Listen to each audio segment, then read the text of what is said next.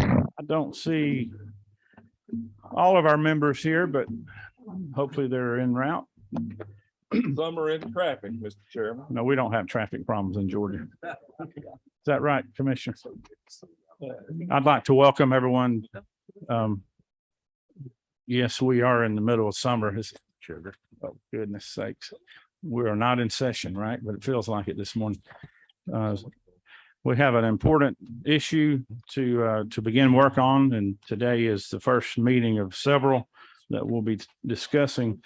Before we begin, I'd like to ask our senator from Perry to offer an invocation. In line with that, I'd like for you to keep the Dill family in your thoughts and prayers as well. We lost a great leader yesterday with the First Lady, Sandra Dill, and she has made an impact on this nation and this state. So, Senator Walker, if you would, please lead us with the invocation. Thank you, Mr. Chairman. Please. Heavenly Father, we come to you today humbly and as sinners, and thank you for your grace and mercy, and thank you for this day and the opportunity to serve our fellow Georgians.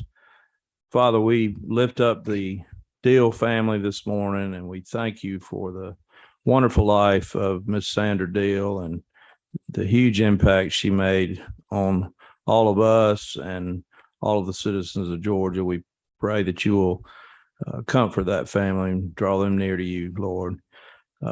Heavenly Father, please guide us as we discuss the future of Georgia this morning. Give us wisdom in the sermon, and may our actions be pleasing to you. In Christ's name we pray, amen.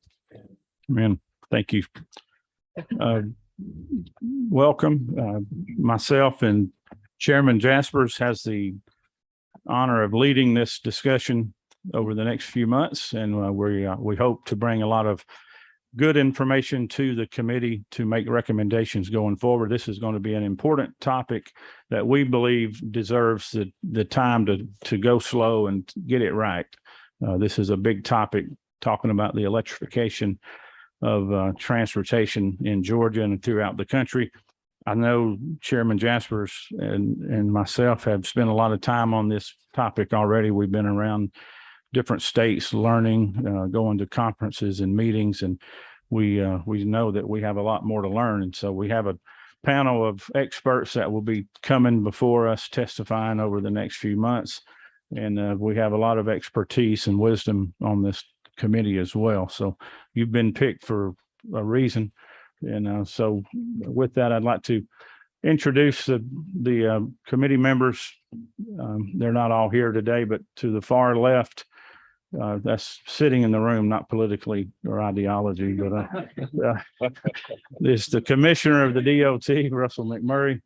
Thank you, Commissioner, for being with us today. I don't see whose name tag is beside you. Who is that? Okay, Senator Calvert's the Chairman of Regulated Industries. And next is Senator David Lucas, who is a good friend to the utility industry as well. And Senator Randy Robertson, coming out of the Columbus area, been a strong advocate for law enforcement in the Senate. And of course, Chairman Walker is our Ag Chairman, and also the Assistant Caucus Chairman, correct? Vice Chairman of the caucus, a lot of titles. And Chairman Frank Ginn is our Senate Transportation Committee Chairman, who is responsible for all the congestion in Georgia. We blame him. I got a sinus pill for that. We have the Chairman of the Public Service Commission, Tricia Pridemore. It's great to have you with us on this committee. Of course, Chairman Jaspers, you want to introduce your members? Looks like the House lined up on this side and the Senate lined up on the other side this morning. We're on the right. There you go.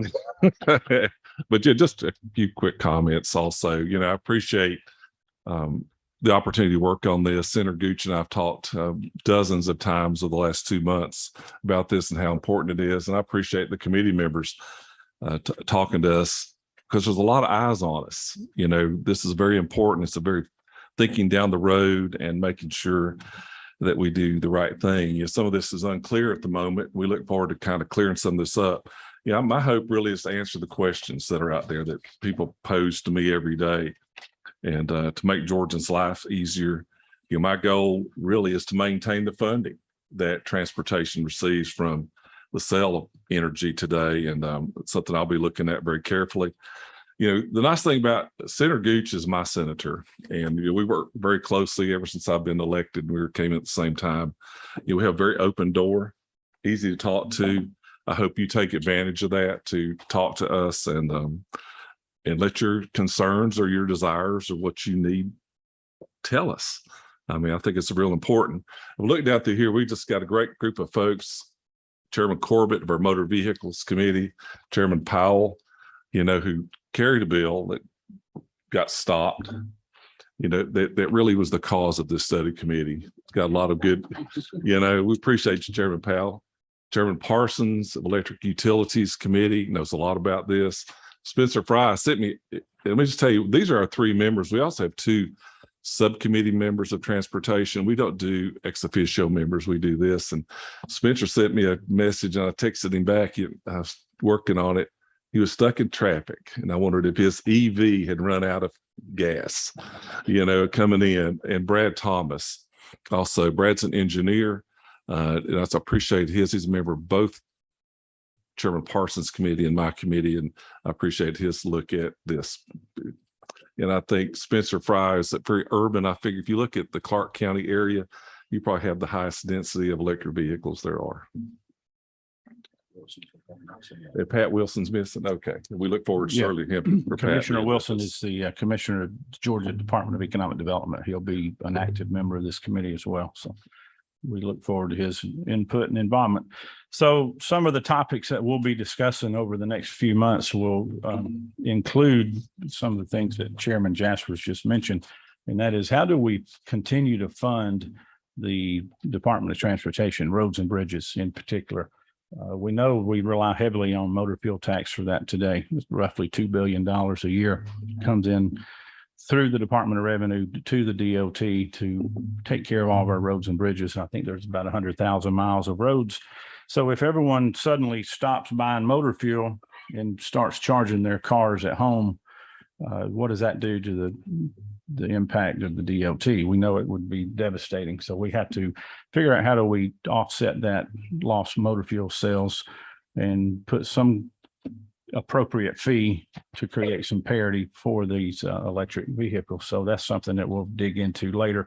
Also, there's been issues also mentioned by Chairman Jaspers about a bill dealing with the sale of cars, direct sales of electric cars and trucks. We have a couple of vehicles being manufactured, potentially being manufactured in Georgia, and they're asking for a similar carve out to the Georgia franchise laws that car dealers currently have to adhere to. There was a carve out made for Tesla a few years ago. We'll look into that situation and see if that warrants offering that same privilege again in the future. And I think that's a topic that there'll be a lot of interest in. And of course, how do we charge these electric vehicles on the road? We're going to hear today from our Director of Planning, Janine Miller, from the Department of Transportation, who has already submitted a plan to the Federal Highway Department. In exchange, I think we'll get $135 million of federal monies to help implement that charging plan. So we're going to get into the weeds a little bit on that today and go forward, trying to set up the infrastructure that's going to be necessary. And then who will put those charging stations in, who will maintain them, who will charge the customers for the charging of that automobile. And again, how do we collect the DOT portion of that money that we would lose for motor fuel taxes? So it's going to be a lot of discussion over the next few months. I would encourage committee members who have other issues they'd like to look at to let either myself or Chairman Jaspers know now, so we can start doing the due diligence and having that plan for the meetings. We'll be meeting again on September 7th, which is just around the corner. And that meeting will be held at Brasstown Valley Resort up in Towns County. It's in Young Harris. I would suggest you get your reservations in quickly. I think Seth Milliken has indicated that the deadline for those room rates will be is it this Thursday, Seth, the 30th, August 30th. If you want a discounted rate, you need to call up and make your reservation now and ask for the rooms under the block of GTA, which is the Georgia Transportation Alliance. Each of you will be responsible for your own rooms. I think we will be able to get you the information. Committee members will send out the information to you on who to call and all the logistics of that. If you're planning to come in and spend the night on the 6th, we will begin early on the next morning on the 7th, and it will be a long day. The agenda is going to be long. It will not be a 2-hour meeting. It will last throughout the afternoon. So we'll start early and we'll have appropriate breaks throughout the day, but it will be a long day. So plan on being there at least till 3 or 4 o'clock on that Tuesday. So it'll be a busy meeting. The third meeting we have scheduled will be tentatively over in West Georgia. West Point, in fact, it'll be at the Kia Motors manufacturing facility. I think we'll be at their training facility. That will also be a long day. We'll get into some of these tough issues. The fourth meeting we have tentatively scheduled for, let's see now, the third meeting is October the 3rd. That's at Kia. The next meeting will be October 25th, which will be at Bluebird Manufacturing in Fort Valley. I think Senator Walker, you might be familiar with that location. They build these school buses. They're also building electric powered school buses. So it'll be interesting to see that facility and see how the impact of this legislation going forward will affect them. And then the fifth meeting we have scheduled back here as a wrap up on November the 2nd. And we're doing that as early as we can because we have a lot of work to do to prepare for the final report, which is due on the 1st of December. And then of course you have a lot of holidays mixed in with that with Thanksgiving week. So that's what we have tentatively scheduled. If you all want to add topics to this agenda, please let us know as soon as possible. All right. Just real quick before we Yes, get sir. started, we need to recognize your administrative assistant, Erin. Where's she at? Over here on my left. Way over there. And Abby Day, right over here. Couldn't happen without those two. We appreciate their work, Chairman, and especially your Erin has these notebooks and name tags and everything. I just appreciate Erin. Absolutely. And of course, Georgia Transportation Alliance, Seth Milliken, and the Georgia Chamber of Commerce. We do a lot of this stuff throughout the years, and without an organization like them, we would definitely not be prepared. So they've been a very integral part of all of these preparations, and we appreciate all they've done. Okay, first speaker on the agenda is a global overview of electric vehicle environment. Shannon Peliquin, is that correct? I got it.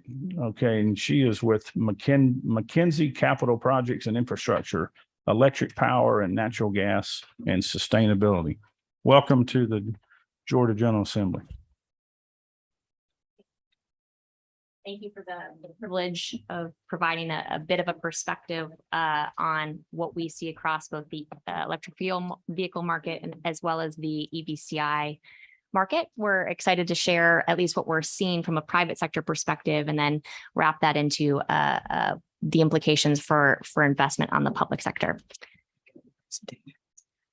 Thank you. I look forward to your questions throughout. We've structured our conversation or the material that we're sharing with you today around 4 broad questions. One is, how do we think about demand for EVs and thus EV chargers?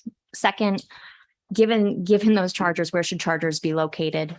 Third is how to think about EV and EVCI investments and how they can be funded and financed, particularly with an eye around rural versus urban and equity when it comes to being able to purchase electric vehicles.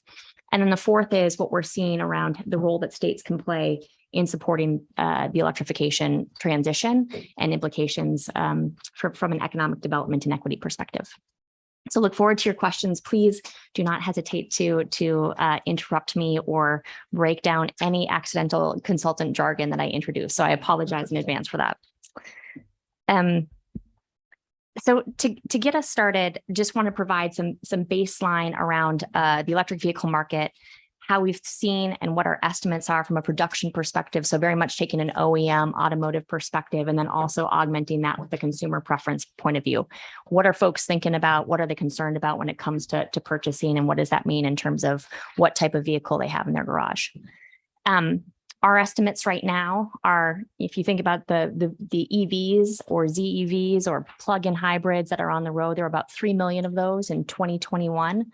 That's expected to be about 16 million in 2025 and projected to be about 48 million in 2030. That 48 million would be going from like 1 to 2% of vehicles on the road today to something closer to 15% in 2030, to give you kind of a sense of order of magnitude. Our projections are based both in terms of what we're seeing from a consumer preference point of view, and then also what's happening on production lines. And obviously, Georgia's been a great beneficiary of some of the investment from manufacturers coming into this space. But across automotive OEMs, into battery manufacturers, into all the materials productions and mining, there's significant investment and transition in production lines. And so even thinking about the availability of what we know as ICE vehicles or internal combustion engines, that's going to have a transition around what's available to purchase in the outer years as folks change their production capacity and focus. For me, I always like to know, what does that actually mean in terms of the types of vehicles on the road? So if we kind of break down and take a look at the next couple of years, what does that look like in terms of production itself and the type of vehicles? So when we say, you'll see different shades of blue here, that dark blue represents large vehicles. So SUVs, pickup trucks, that type of thing. The medium vehicles and that medium blue represent, your typical kind of 4-door sedans. And your smaller, the kind of bright blue there, the small vehicles are kind of your mini coupes or 2 doors. So again, gives you a sense for where this is shaken out. And obviously the biggest portion of that is your kind of typical car or typical sedan, but there being a larger piece here of large vehicles coming online as well. Yeah, please. When you mean large vehicle, are you talking about the F-150, or are we talking about larger than, like delivery trucks? Great question. We're talking more from a personal passenger vehicle. Okay, thank you. All right. Great clarification. So what does this mean in terms of how folks are thinking about whether they buy an electric vehicle? We've been doing some consumer surveys in service to our automotive and assembly practice here for the past couple of years, and we've seen a pretty dramatic increase in terms of intent to purchase over the last 8 months in particular, or rather 6 months. We've just kind of completed this as well. So completed the next iteration of this, which we look to publish here in a second. But essentially for about a third of Americans, they are considering their next vehicle purchase to be an EV purchase. So again, from who are we trying to serve? What does this look like? And obviously there are implications for some of the recent legislation that passed at the federal level. There is a significant consumer uptick in terms of desire and potential consideration for purchase. Question on that, is that 30%, 34%? Is there a particular age group that's more? I don't have it by age cut, so I can't tell you that. But right now it's a balance between folks, when we did this random survey of potential consumers, it's a balance of folks who don't own EVs right now, who may have considered recently, or who do already have some type of EV vehicle in their garage. So it's a wide swath across the nation. Got it. Ma'am, this wide swath of individuals, and I understand you told the chairman they're not broken down in age groups. Are they broken down in economic status? I'd have to come back to you with that. I don't have it off the top of my head. Okay, and Yep. in the information you're providing, it was gathered by whom? That was gathered by McKinsey. So this is one of our surveys that we do across consumer segments for automotive and assembly practice. Okay, and all of this was part of the IHS Automotive Net Zero Emissions in U.S. government fleets study from April 2022. Is that correct? No, this survey was from something different. Okay, so the survey I just referenced, that's just particular to the electric vehicle production anticipated by 2025? This is a survey that we ran from our McKinsey Center for the Future of Mobility. I can get you the full details, but I believe. Well, I'm it saying was- your previous slide on electric vehicle production, that came from the zero emissions study. Is that correct? It did. So there's these are different pieces of information. And that Yep. was what I was trying to get. So we're Yep. jumping between different studies, pulling information as applicable to bring everything that you guys are trying to present. Is that right? That's right. That's right. Okay, thank you. Just to add on, just to follow that up. So shout out to our AJC reporter here. There was a good article yesterday in the paper, or maybe it was the Wall Street Journal, that kind of had a, as I think about it, it was a paper I had in my hand, so it was the Wall Street Journal. It had a just description of all the EV tax credits that were in the recently passed federal bill. Does that take into account? It doesn't. So these numbers could be due to the very generous tax credits in that. So these numbers that we're pulling from on this slide, to your point, it was a survey that we completed in April. Oh. It's independent of that. So for example, the Inflation Reduction Act obviously hadn't passed then. There are, and again, to your good question around what the geographic breakdown is across the US, obviously there are different state and local incentives associated with that. So we'd have to come back to you with that information because I'm not exactly sure what the local incentives would be across the survey set that we've been, but it is without the additional tax incentives that would be a part of the Inflation Reduction Act since they just passed. So we can guess that number of 34% is going to be a much greater due to that. Thank you. Yep. We have history that shows what happens when you take away the tax credits. Back in 2015, when we did House Bill 170, we repealed a tax credit then, and we saw what happened to the sales. I have two more questions and then we'll move on. Senator Walker and then Commissioner McMurray. Thank you, Mr. Chairman.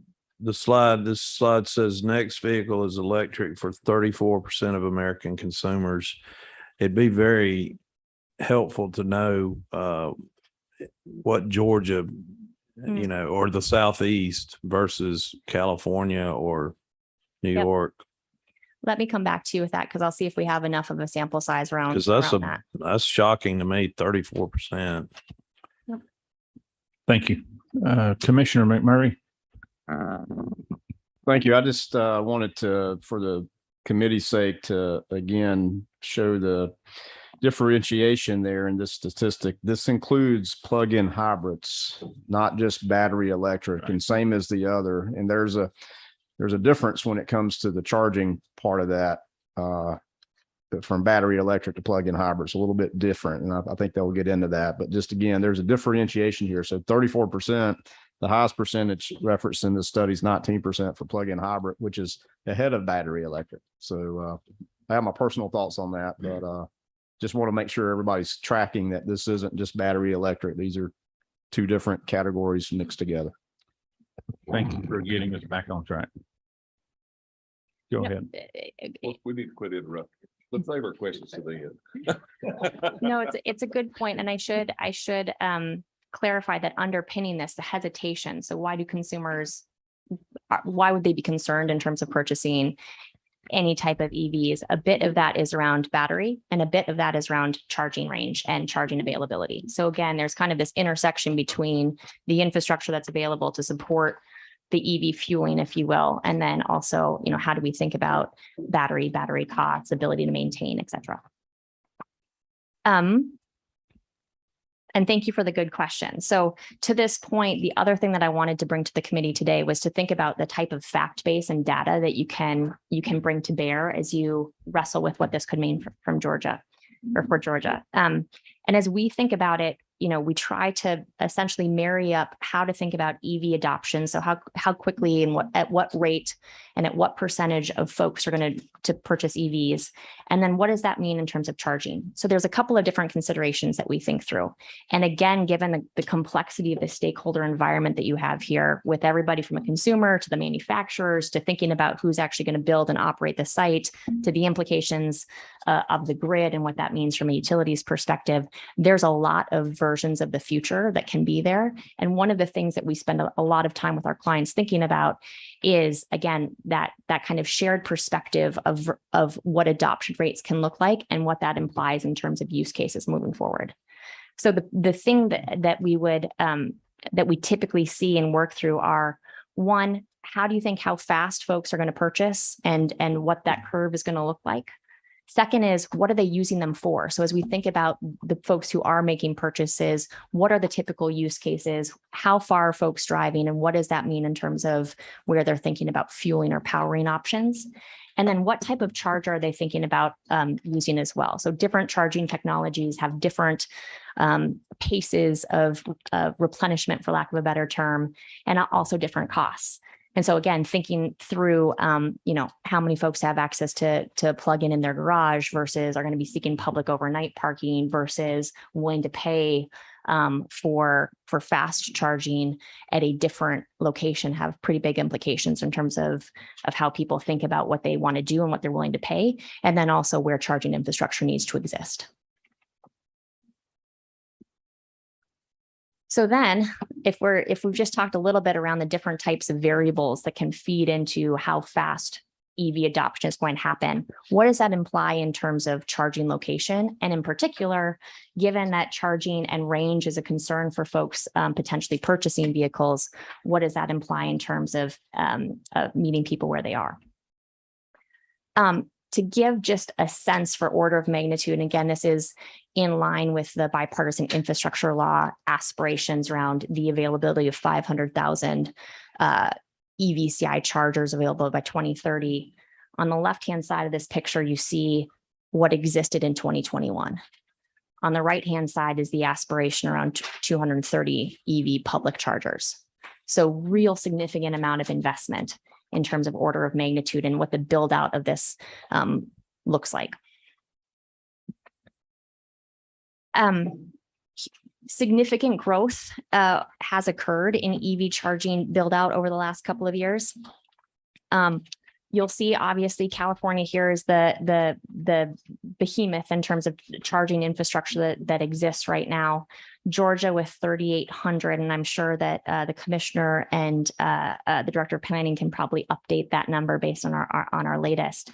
But significant growth since 2016. So again, 20%-ish annually over the last couple of years. I have a quick question on that. How do we know how many charging stations we have?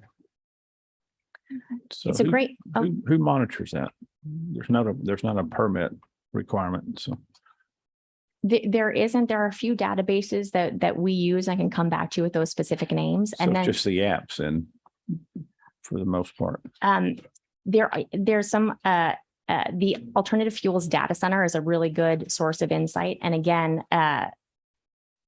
there's, I think, question marks around how that reporting and citing will work in the future, Okay. but something to be thoughtful around, especially as you think about the citing requirements, permitting, et cetera, and how you want to monitor and ensure consumer preferences is met. So on that point in particular, again, kind of from a customer point of view or user point of view, the biggest struggles right now are understanding where and availability of charging stations, and then also trying to understand, gosh, when I get there, are all the chargers actually going to be up and running? Do I feel good about the maintenance? And then finally, there's a bit around safety and security. So how well maintained is it? Do I feel safe when I'm there? How long is my vehicle going to be there unattended? That type of thing. Yes, sir.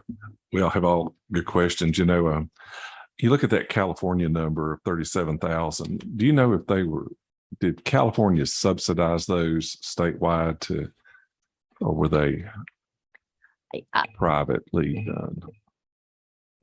I would have to get back with you in the specifics, but the profitability by site is quite different by location in California, and there has been significant government investment in building out that infrastructure. Okay, so you have an idea of what the profitability is per site in the work that y'all done? We can. I'll show you the math, or at least the pieces of those math that can look, because I've been curious about it. Yeah, no, Thank you. exactly. And as we've been working with states as they consider different EVCI sites and stretching public dollars, because we'll get to the dollars that are available and potentially meeting that need. A lot of it has to do with how do you understand the site profitability of a particular segment? How do you balance out potentially a collection of sites to perhaps mix some more profitable with less profitable sites? And what does that imply in terms of contracting strategy?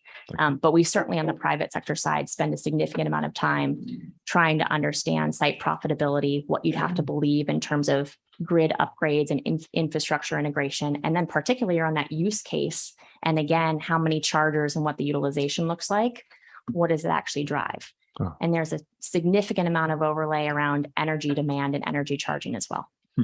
Thank you.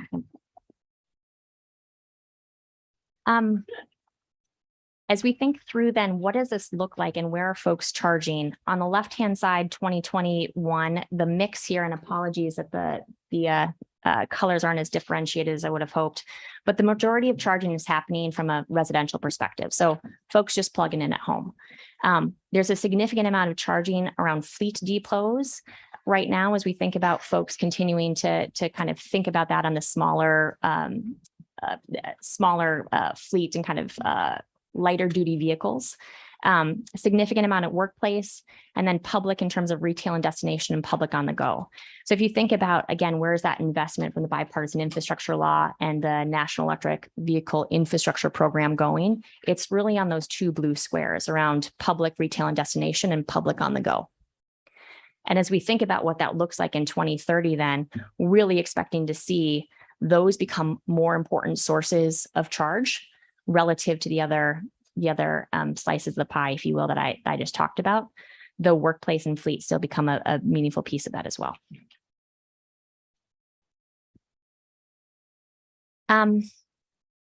So a little bit, and I apologize for the small font on this page, but wanted to just share a little bit around, how do we think about where growth is happening and percent of energy use? Because again, this is this beautiful intersection of we're moving from gas into to electric, and so there's a big interplay on the utility side of the house. The residential, what we've tried to do on the top of this chart is just outline in a little bit more detail what the charging use case is. So when we're talking about who's using it and what type of vehicle. Big thing here is how long is the vehicle going to be charged in, and what does that imply around the expectations you have for fueling up? And then the bottom of this graph is around the percent of energy charged. So how, again, do we think about where and how we're pulling from the grid, and what demand that might have in terms of both cost and grid infrastructure? I think probably most useful on that side is that kind of 2033 bottom look, which is what do we expect to go down? What do we expect to stay the same? And what do we expect to grow in terms of charge and energy demand? And you can see residential coming down, work staying about the same, and everything else getting more significant. And the interesting thing with everything getting more significant, especially with destination and destination on the go, is if you think from a consumer perspective, charging for a few hours like you do on a destination or on the go is roughly 5 to 10 times more expensive than charging at home. So again, as you think about the energy or the implications in terms of price and cost and equity, having a sense for publicly available infrastructure that is fast versus some of the public overnight pieces here is going to have a meaningful impact on folks' pocketbooks.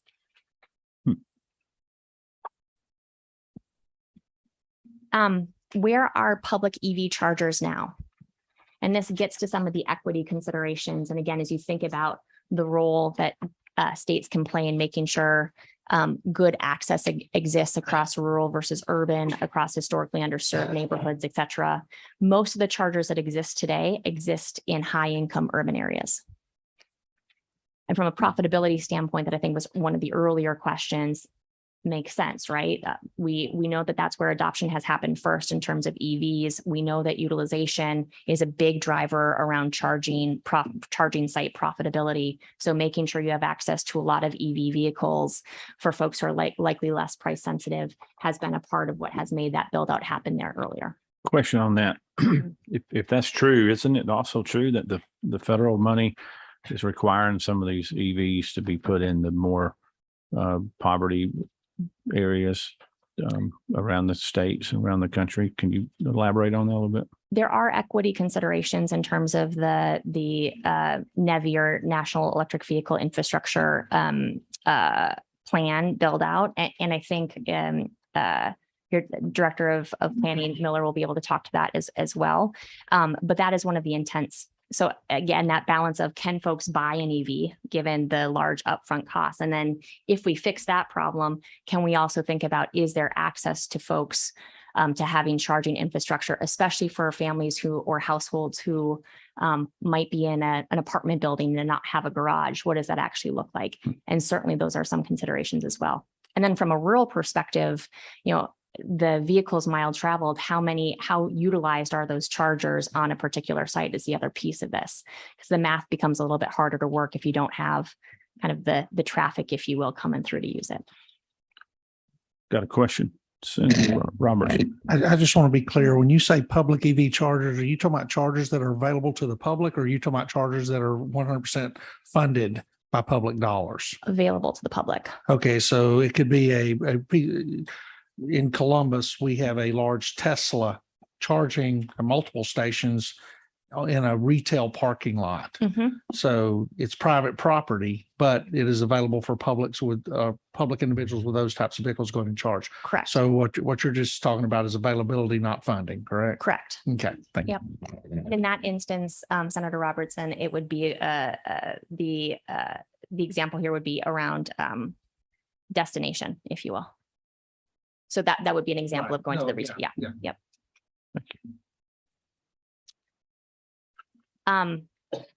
So let's get into some of the mechanics around, as we think about this from a private sector perspective, and we're helping folks think through site selection. What are some of the criteria that we look at?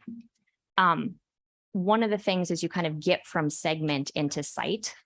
We've spent a significant amount of time thinking through the type of criteria that you want to guide that decision. This look is not comprehensive. It's just an illustrative around the things that you might be thinking about. And again, some of the criteria that we've worked through on the private sector side are thinking about, annual daily traffic, number of quick service restaurants, number of retail locations, number of gas stations. So again, as you think about kind of driving patterns that exist, where and how is there natural use cases, and what could that imply in terms of, again, utilization and car traffic or foot traffic comparable from a retail perspective. And then you can use that to kind of get a sense for where and how do we have better or less good options in terms of where we might put a site and thus have site economics. So there's kind of four pieces here that also go into site economics. And a lot of that has to do with what the heck is it going to take in terms of an infrastructure perspective to actually build the site itself. So again, you have to think through on the first bit is, how many vehicles are we going to get there? And what do we think the kind of charge rate is going to be? Second is around energy demand. So how much charging are we going to do? What's going to be the demand for those vehicles coming through the station? The third is around use cases and technologies. And this is one where interoperability becomes a pretty big deal in terms of making sure that your sites are usable to folks, regardless of what type of vehicle they decide to purchase or use. And then the fourth, and this has a big implication for the Public Services Commission and utilities in this in the state, which is, how do we think about utilization and thus the infrastructure upgrades and the demand that's going to be placed on the broader power grid? So a lot of variables that go into thinking through site optimization and site selection, especially when it comes to use and thus potential demand, which all gets you to whether you're in the black or in the red. Can I interrupt just a moment?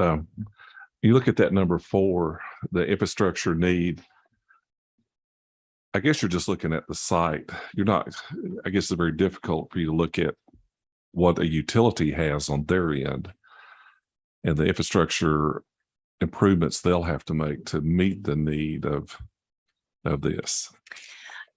It's a great point, and I'm going to skip ahead a little bit if I can, because I think as we think about kind of trying to lay out the math as much as possible, and again, thinking from both some of our utility folks that we work with and the private charging side, we think about the whole kit and caboodle until you get into the discussions with the utility player on a particular portion of the grid, it's a very localized decision.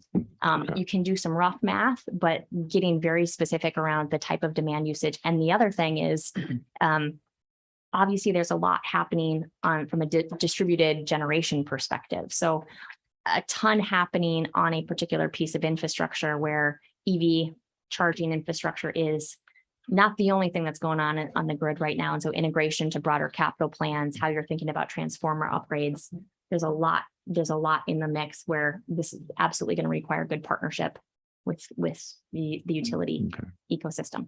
Thank you. Question from Senator Ginn. You know, I'm reading your data and I'm looking at what you're telling me. Right now, you're telling me basically 2/3 of the public charges their electric vehicle at home. You're telling me that if I go charge at a public site, it's going to cost me 5 times as much. So the cost of charging that for the consumer is quite a bit more than charging at home.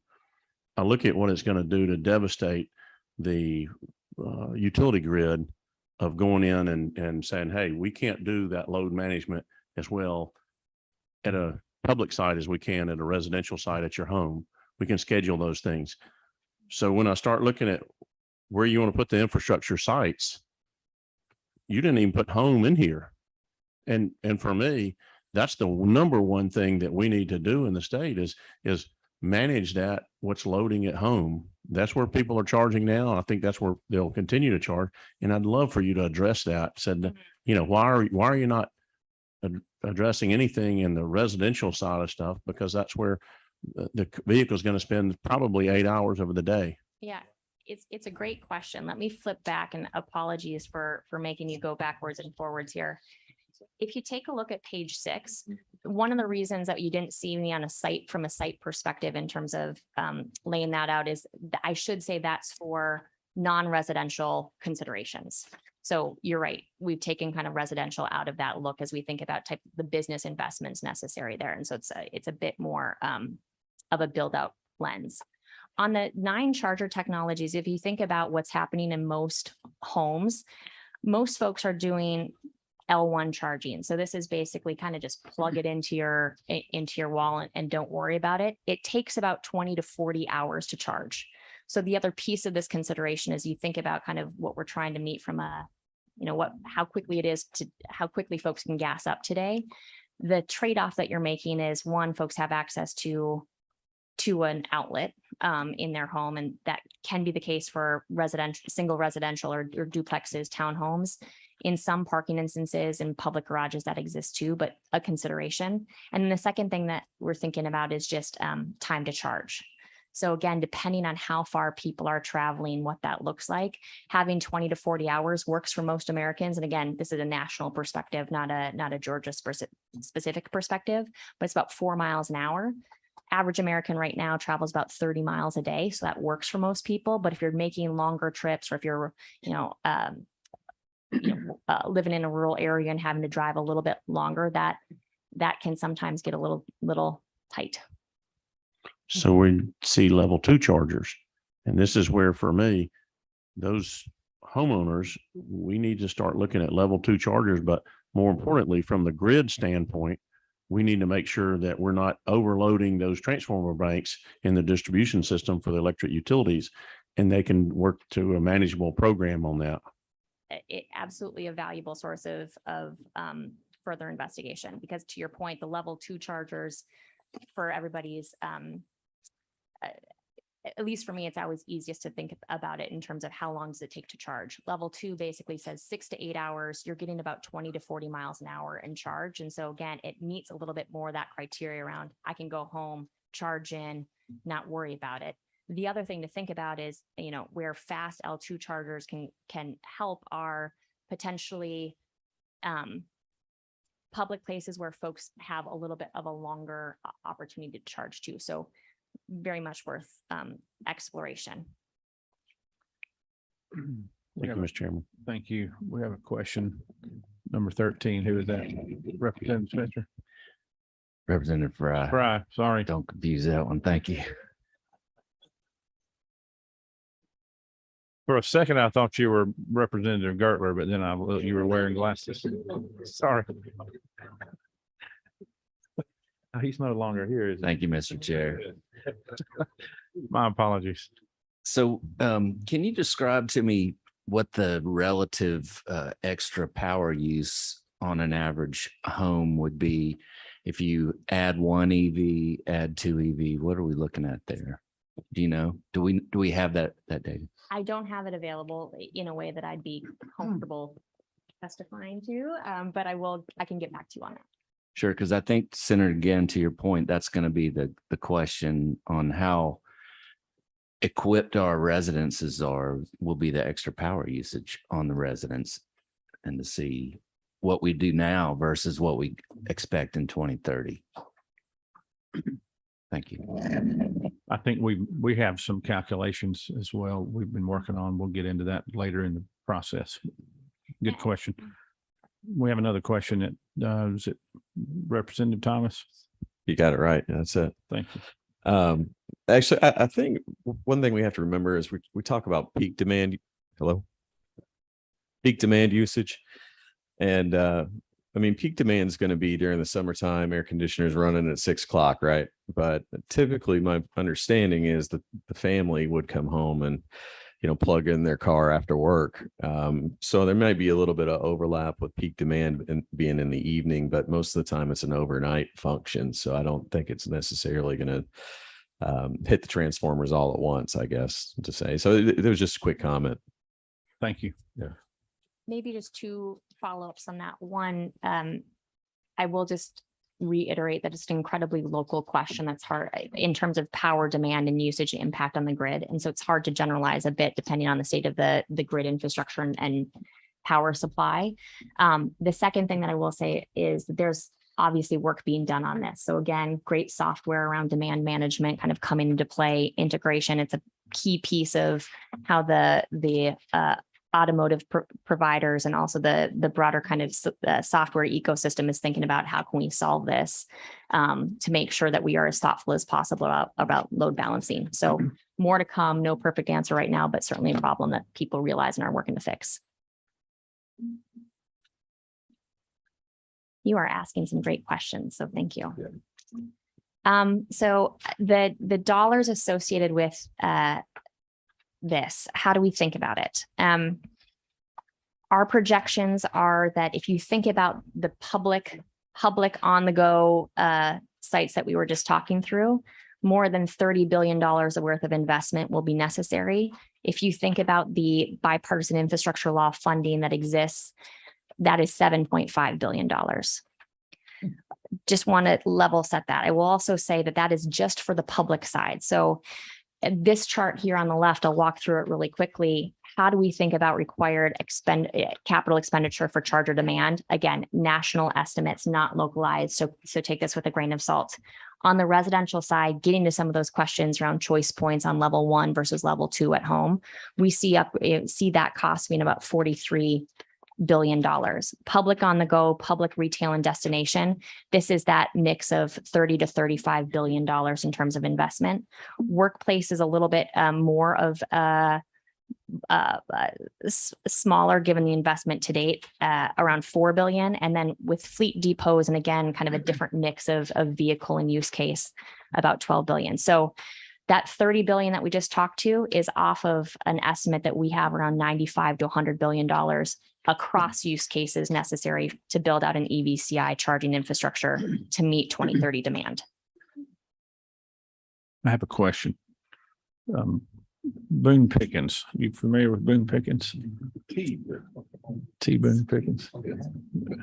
His biggest challenge was funding for the infrastructure.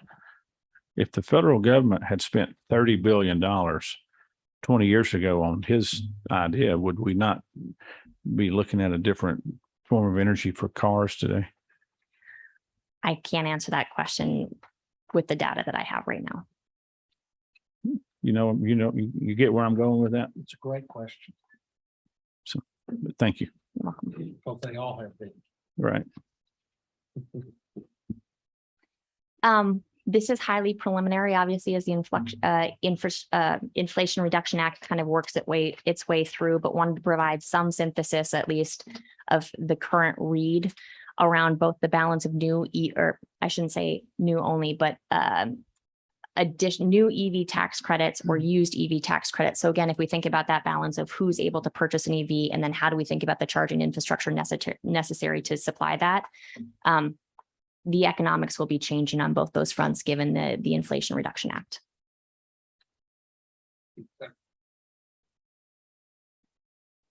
Could you explain how the opportunity for equity will change from what it is today based on the act you just referenced?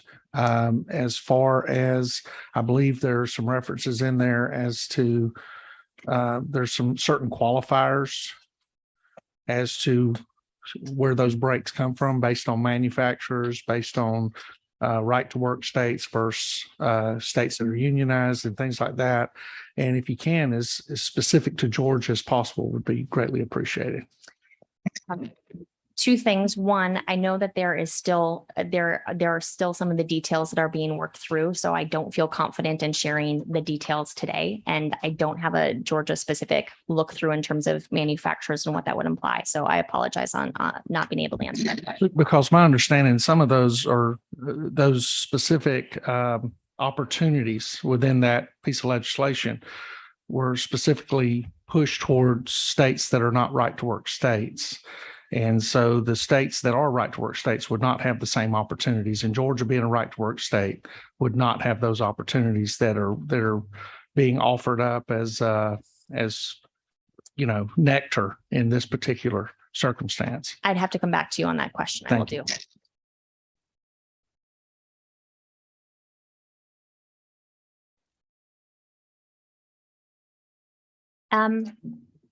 So again, kind of underpinning the big numbers that we just talked through is quite granular estimates kind of across the EVCI value chain as we think about them. So this is where we've tried to bring the best of again, our automotive and assembly practice from to the work that we do with utility players to understand sites, and then the charging providers themselves. So there's essentially 11 value chain steps that we think through, all the way from kind of the upfront capital costs on the hardware themselves, thinking about the planning, designing, engineering, the install services, maintenance, which is a key piece of this, thinking about energy in terms of price and what you're charging, back-end software, that energy management software that we talked about earlier today, and then all the way into essentially the broader network management pieces. So each of these things, as we think about bringing the best of the private sector, the public sector, becomes pretty important, because what you understand around the different, how much do each of these different pieces cost, and even kind of keeping at the hardware, services, energy, network management pieces, allows you to get a pretty good perspective on, what potential sites seem to be well supported by the private sector, and we don't need to worry too much about where are there sites where we're going to need to maybe think about what it's going to take for the first couple of years to make these sites work. And then what does it mean in terms of, especially in some areas where we have less confidence around demand and profitability, and where might there be more public support, at least in the near to midterm, to build these out in service to our equity goals. So where can private investment be leveraged? Thinking about, again, the charging infrastructure and the hardware build out itself, what that implies in terms of the types of revenues you can expect to get across different levels of the value chain. What does that mean in terms of what you might need to subsidize up front in order to make the math work at the back end in terms of operating the actual site itself? And then what does this look like in terms of return on invested capital given use cases? And again, this is where how many chargers that you have, what's the utilization of those chargers? How do you think about the ability to keep them well utilized and safe and secure becomes a meaningful consideration. And again, the work that we've been doing has been trying to think about how do we stretch those public dollars as far as possible, balancing where private sector is already going to go, because it just makes good business sense with the need to make sure that you're delivering on a network that serves the state and its residents and visitors. I have just a question on that one. Look, on number 4 to the very far right. So I can't tell the colors on mine, but the top 2, I can't see that far. You can, But the top 2 are what on that graph on return on investment? yeah, so that's public fast. And then that second kind of lavender, and apologies again for this, Oh, sorry. is retail and destination. Retail, and the top one was which one? Public fast. Public. So Okay, your public fast charge. fast, public Yep. fast. Fast chargers. And Yeah. again, if you that balance from a consumer perspective is, if you think about the lowest one, if you will, is the residential. That's that. Gosh, these are terrible colors. Apologies for that. Oh. Are that pink line there? That's the lowest rate of return, right? Versus public fast at the top. And again, the price point differential there is I'm plugging in my garage versus 5 to 10x, given the speed at which I'm charging. Okay. And potentially the cost of the energy. All right, we have a question from the commissioner. Thank you. Could you speak to the graphs on number 2, revenue and investments? I couldn't discern what's revenue and what's investment out of those colors. It's a great one, and primarily because we didn't stick it on there other than to give a sense of order of magnitude by where revenues are likely to hit. If you think about the energy resale is likely where most of the revenues, that big blue block in the middle, is again based on our estimates where most of the revenue is going to be generated, given that that's kind of your fueling charge, if you will. And then energy management, the hardware, software pieces of this are the blues, and the install, maintenance, and roaming charges are the pinks and purples.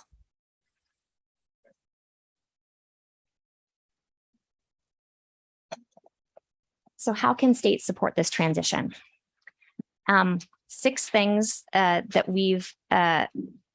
we see from the work that we've done on both the private side of the house and the public side of the house. One is, again, given the complexity of everything that we've just talked about, establishing a common fact base across key elements of this ends up being really important to make sure everybody's starting from the same understanding for, cost, demand, version of the future when it comes to adoption, or at least have 1 or 2 or 3 of those different versions of the future that you can debate and be thoughtful around and understand where the critical thought points are or go, no-go decisions are. The second is to think about to take a holistic long-term vision and also think about how is this iterative planning. So if this is a first chunk on just your major corridors, especially with the NEVI funding, how do you balance that out with the aspirations that you have for residential? How do you balance that out with some of the local pieces that might be in play here as well? And then how do you keep making sure that you have a good holistic picture of that network to make sure that you are thoughtful around where public investment can exist and where it can be met in other places.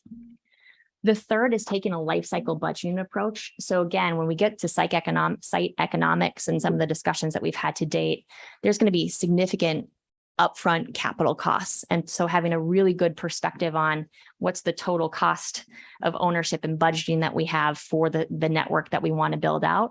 And again, where can it clearly be private sector led? Where does it need to be public-private partnerships or support? And then where will the public sector need to take the lead? One moment, please. Representative Parsons. Thank you, Chairman.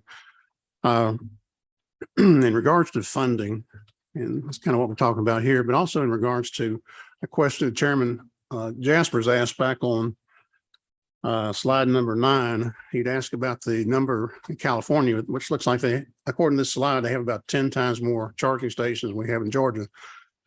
Let me ask about how many of those might be subsidized by state government out there. And in Georgia, the state government doesn't subsidize any, has not. But of course, this whole thing basically, as it regards DOT, is about subsidization from this funding come. And I consider the DOT a part of this whole thing, but certainly not the whole thing. But my question is, first of all, do you know that in Georgia, that many of these charging stations, although not subsidized, are actually paid for by the ratepayer of Georgia Power? Did you know that? And they also get a rate of return on that investment that they make. So my question is there, does that occur in other states? Is Georgia unique in that, or are there other states that actually have charging stations paid for by the ratepayer of that particular energy provider? It's a great question. And the dynamics around rates, how we think about time and day, there's certainly interaction in every state on that. I don't have the dynamics around what that looks like by state, by utility, but it is certainly a piece of that. And obviously, because energy is priced in to include rate, the rate base, that is a piece of what's happening in both ways. And just one follow, that would also go to competition from the free market, people that want to. Okay, thank you. Yep. We're gonna go to the question. Thank you, Mr. Chairman. While we're back on that slide 9, the 3,700 chargers in Georgia, is that 3,700 separate sites, or is that could you have 100 at 37 sites? So these are number of outlets, which is a great clarification.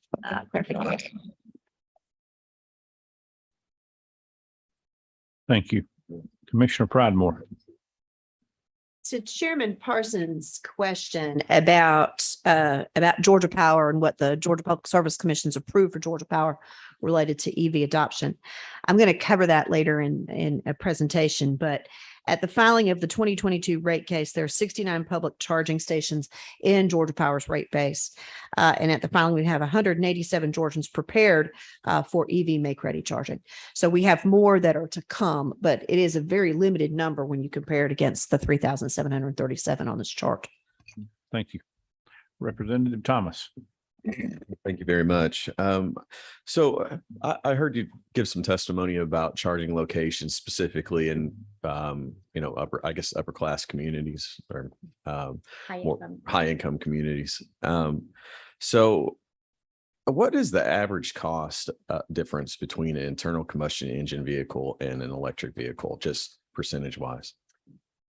It depends on what car we're talking about. It's getting closer to parity. And again, it will be dependent on the good question around what the Inflation Reduction Act tax incentives look like. So that would be a typically easy question for me to answer. At this moment in time, it is not an easy question to answer. So I don't like to call it the Inflation Reduction Act. I call it HR 5376. But regardless, let's just take that tax credit out. What would a consumer that's paying actual retail cost for that without government subsidies be paying? What would be the difference? Without government subsidies, listen, I'm not going to come back at you later and be like, you were off by 10%. I'm angry with you or something. yeah, Okay. from a total cost of ownership perspective, we're at the point right now. And again, total cost versus retail. Is a different question. Well, I want to talk retail, not total cost of ownership, because I can tell you the mom and dad that's going to the car lot doesn't look at total cost. They look at how much it's going to cost me right now. Yeah.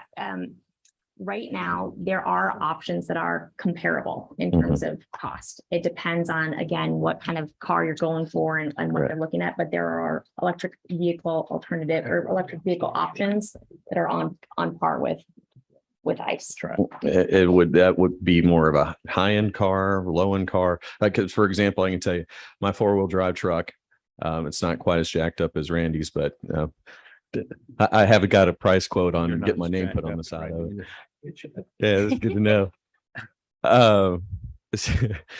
But if you look, so I have a Silverado, right? And I'm the Sierra. And if you look at the cost difference between an EV Sierra and an EV gasoline vehicle, I mean, it's significantly more expensive to go to an EV. So that's why I'm asking specifics about that. Are we talking more of a bottom, I guess more of a base vehicle that would be in parity? Yeah, it's a great question. So parity would likely be a little bit more on the small vehicle side. The large vehicles, to your point, are the least comparable from a price point, a retail price point.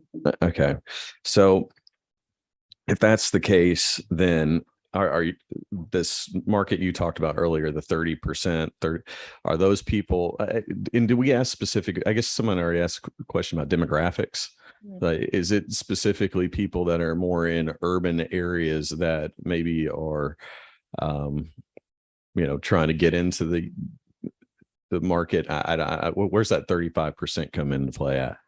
I will have to come back to you on that. I think the questions on that on that cut were around demographics, geography, and I will add type of vehicle or potential purchase type that they're considering. So, and one more question and I'll stop. So HR 5376, it's does that specific, does it allow for like tax incentives for private enterprise or private investment? So I can give a tax credit to say some, convenience store, and I know my convenience store friends over here, convenience store for putting an EV station specific that way. I mean, is that something that this bill allows for? Can you describe a little bit more around? Yeah. So for example, like say I'm a gas station owner, right?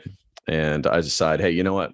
I live in an area where I think I can return free market principles. I can get a return on my investment for putting an EV charging station in on my own money. Mhm. Right.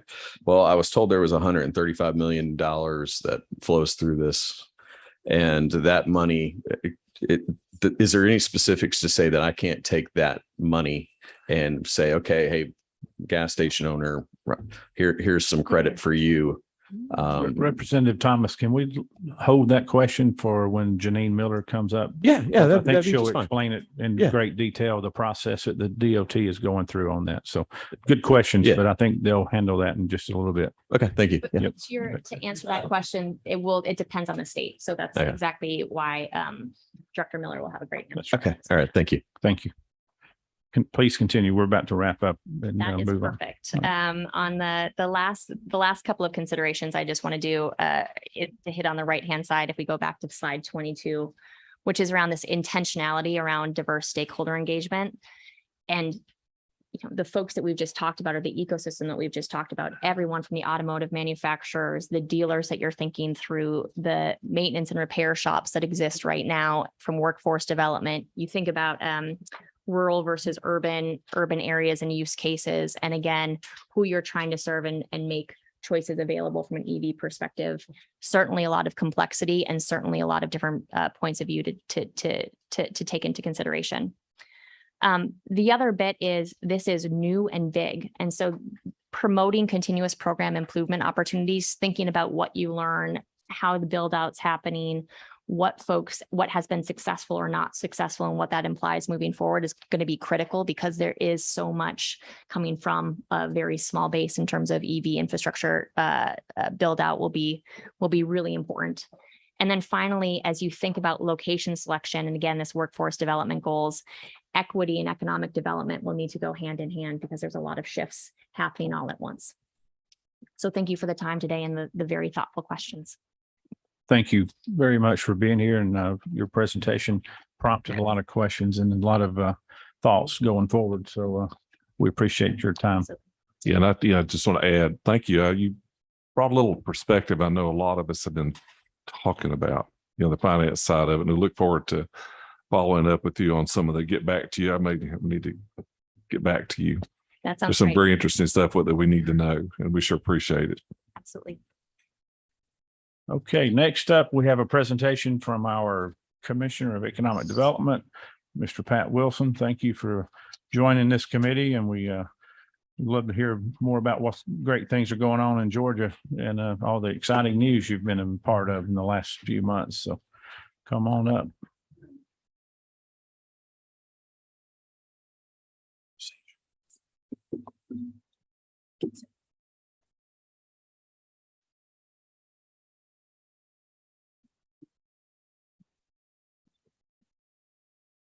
Senator Gooch, I sit down and you're gonna run away. Is that how it works? He told me to make good notes. I know.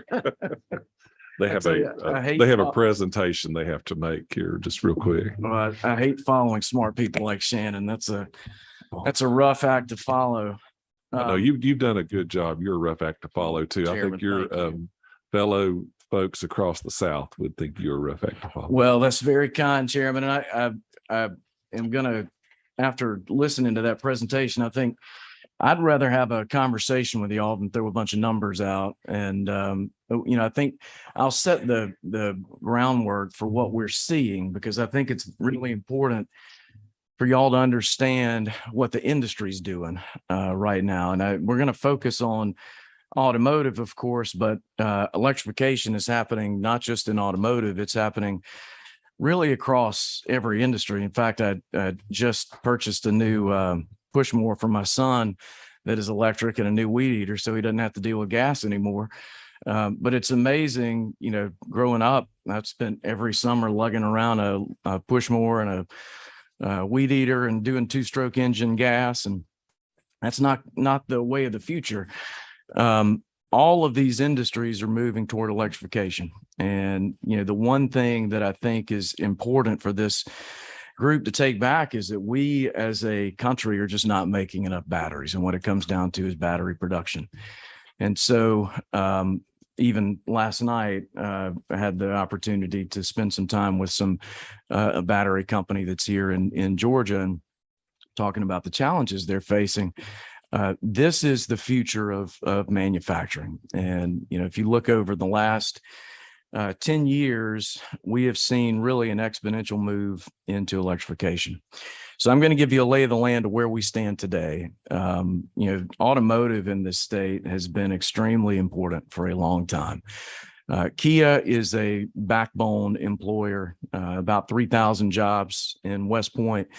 But if you look at that base of employment around Kia, there are about 15,000 jobs attached to that plant. It's an amazing economic engine. But we've been lucky in our location. If you look geographically, of course, we've got BMW to our east, you've got Volkswagen to our north, Mercedes-Benz, Hyundai to our west. We have about 175 automotive suppliers in this state, and about 55,000 total jobs. And so all of those jobs are attached to an internal combustion engine. So if you have an industry that has made a decision, and this is industry driven. So, there's some very aggressive timelines. Cadillac, which is known for being one of the best big American gas engines, moving all electric by 2028. Kia, our backbone manufacturer, is going to be introducing a new electric vehicle every year for the next 9 years. And not just electrification of, say, a Sorento and a Telluride, they're doing an electric model. So the EV6 is their first. And I had the pleasure, if they let me borrow it for 2 days, and I got to drive it around, which was pretty amazing. It's like a little rocket. It is a fast car. It's about 350 horsepower, but you don't build up combustion. It takes off like a rocket. I got to experience some of the problems that you face with an electric vehicle. I mean, just stopping, I had to speak in Douglas County, and you're getting low on a charge, and I had to go find a charging station. I had to download an app. I had to start all over, and then I get to the office and I had to download another app. There is no umbrella app that covers everything. You have to, there are a lot of issues that go along with it, but it's an amazing technology. And I do think it's something that Americans will widely accept once we get to a level of a charge that can get me from Atlanta to Savannah without having to worry about anything. And so if you look at this industry, we have been lucky that we are on the vanguard of this transformation. With 55,000 Georgia jobs attached to an industry, we have to make sure that we're recruiting the jobs of the future. So the SK facility that located in Commerce really was our foot in the door. And so today we've now located SK and then 13 other suppliers that have come around that facility up there. Those jobs are real jobs. That is happening today. SK is over 1,800 jobs in Commerce right now. You think about when we announced that project, that was in 2019. It was the last project that was announced in the Deal administration, the first project that was announced in the Kemp administration. In that amount of time, there are over 1,800 jobs. And for Representative Powell's district, my district, you go walk that floor up there, and people are from all over North Georgia. It's nice to shake somebody's hand from Toccoa that's working in commerce. It's great to meet somebody from Athens who's working in commerce, and Banks County, of course, is well represented. But these are the jobs that keep people at home. These are the jobs, these manufacturing jobs are the jobs that are keeping people in our rural communities. And it really is an opportunity for us to invest in the longevity of our communities. So as great Thomas Carlyle once talked about the seed field of opportunity. We are truly in a seed field of manufacturing opportunity with this transition right now. And, one of the things that I think that is important is that we have to be invested in our workforce to make it happen. And y'all, we're the beneficiaries of the best technical college system in the country. I'm really proud of the work that all of those schools have done to support us, but making sure that we are planning for the future and training the kids. These jobs at SK are not, that's not a regular manufacturing job. That is, and you're going to get to see it. I know the committee's going to go visit. That is a clean room operation. These are computer programmers. It is the skills that you need are real skills. So it's exciting to be recruiting these jobs of the future. SK then led to our opportunity to recruit Rivian and Hyundai. And I joked earlier that you're not getting the best of me today because I just got off a plane from Korea. We're on our first mission to recruit suppliers. Hyundai has 40 plus suppliers that they want to locate to Georgia. As we've seen with the suppliers in West Point for Kia, there's going to be an equal opportunity for suppliers for this industry. And so, of course, all the infrastructure issues that y'all are going to talk about, and my good friend Commissioner McMurray and Janine Miller are doing a great job of planning that out. But I do want y'all to take away that this transformation is happening in manufacturing, and it's a level that we've probably never seen since the Industrial Revolution. If you look at an industry changing practically overnight, last year alone, we saw a 675% increase year over year with jobs in the automotive sector. All of those projects have been related to electrification. Got a few other just little tidbits, and then I want to just open it up for questions because I think that's more important to have a conversation. But since 2020, we've had $13 billion announced of investment in this state in electric vehicle related projects. That's over 18,000 jobs that are announced.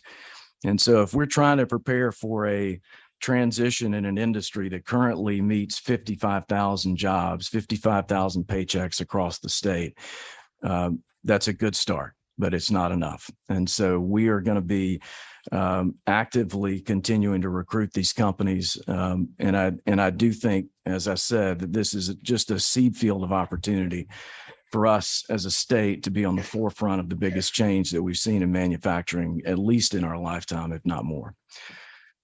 So y'all, I'd love to open it up for questions and talk, but So look there, I believe that's Chairman Parsons. Thank you, Chairman. You mentioned it's SK. I'm not sure. I mean, I watched some of the announcements. If I'm not mistaken, that might be one of them. I'm not sure. There's been two companies that have announced that they'll be in Georgia to reprocess is the right term. recycling battery. Recycling, but is that one of them? So SK is the battery producer itself. And so if you look at the top battery producers outside of China, and this is an issue that I think that we have talked about a lot internally, is we're not producing enough batteries in the US. 77% of our lithium ion batteries come from China right now. If you look even lower in that, the cathodes, the anodes, the materials that go in, 80% of our anodes, 60% of the cathodes, all that comes from China. They've invested multiples of billions of dollars more than us. And so the battery recycling piece is extremely important for us. So we've had two companies that have located, one Ascent Elements, which they're now battery resourcers.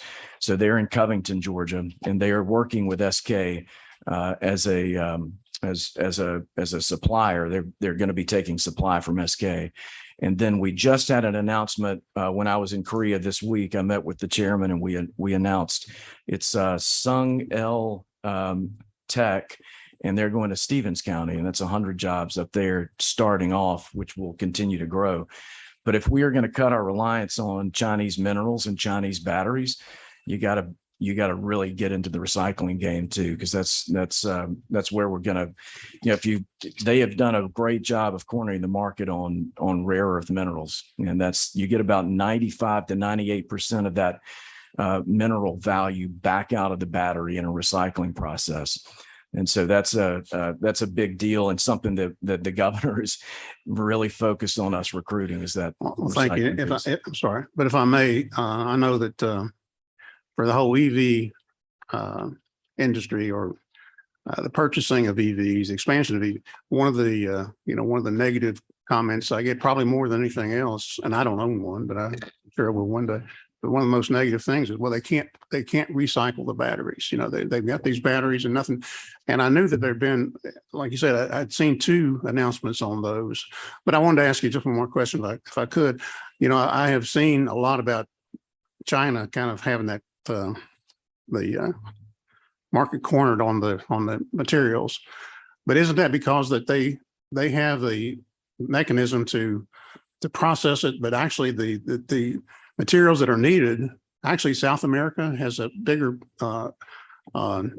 reserves of those materials, the lithium, I think it is, and even China, maybe South America, Chile, Australia, and then maybe China. I mean, is that true or not true? Yeah, it comes down to the processing, Chairman. You're exactly right. We in the United States have a huge amount of lithium reserves here, and we don't mine it, and we also don't process it.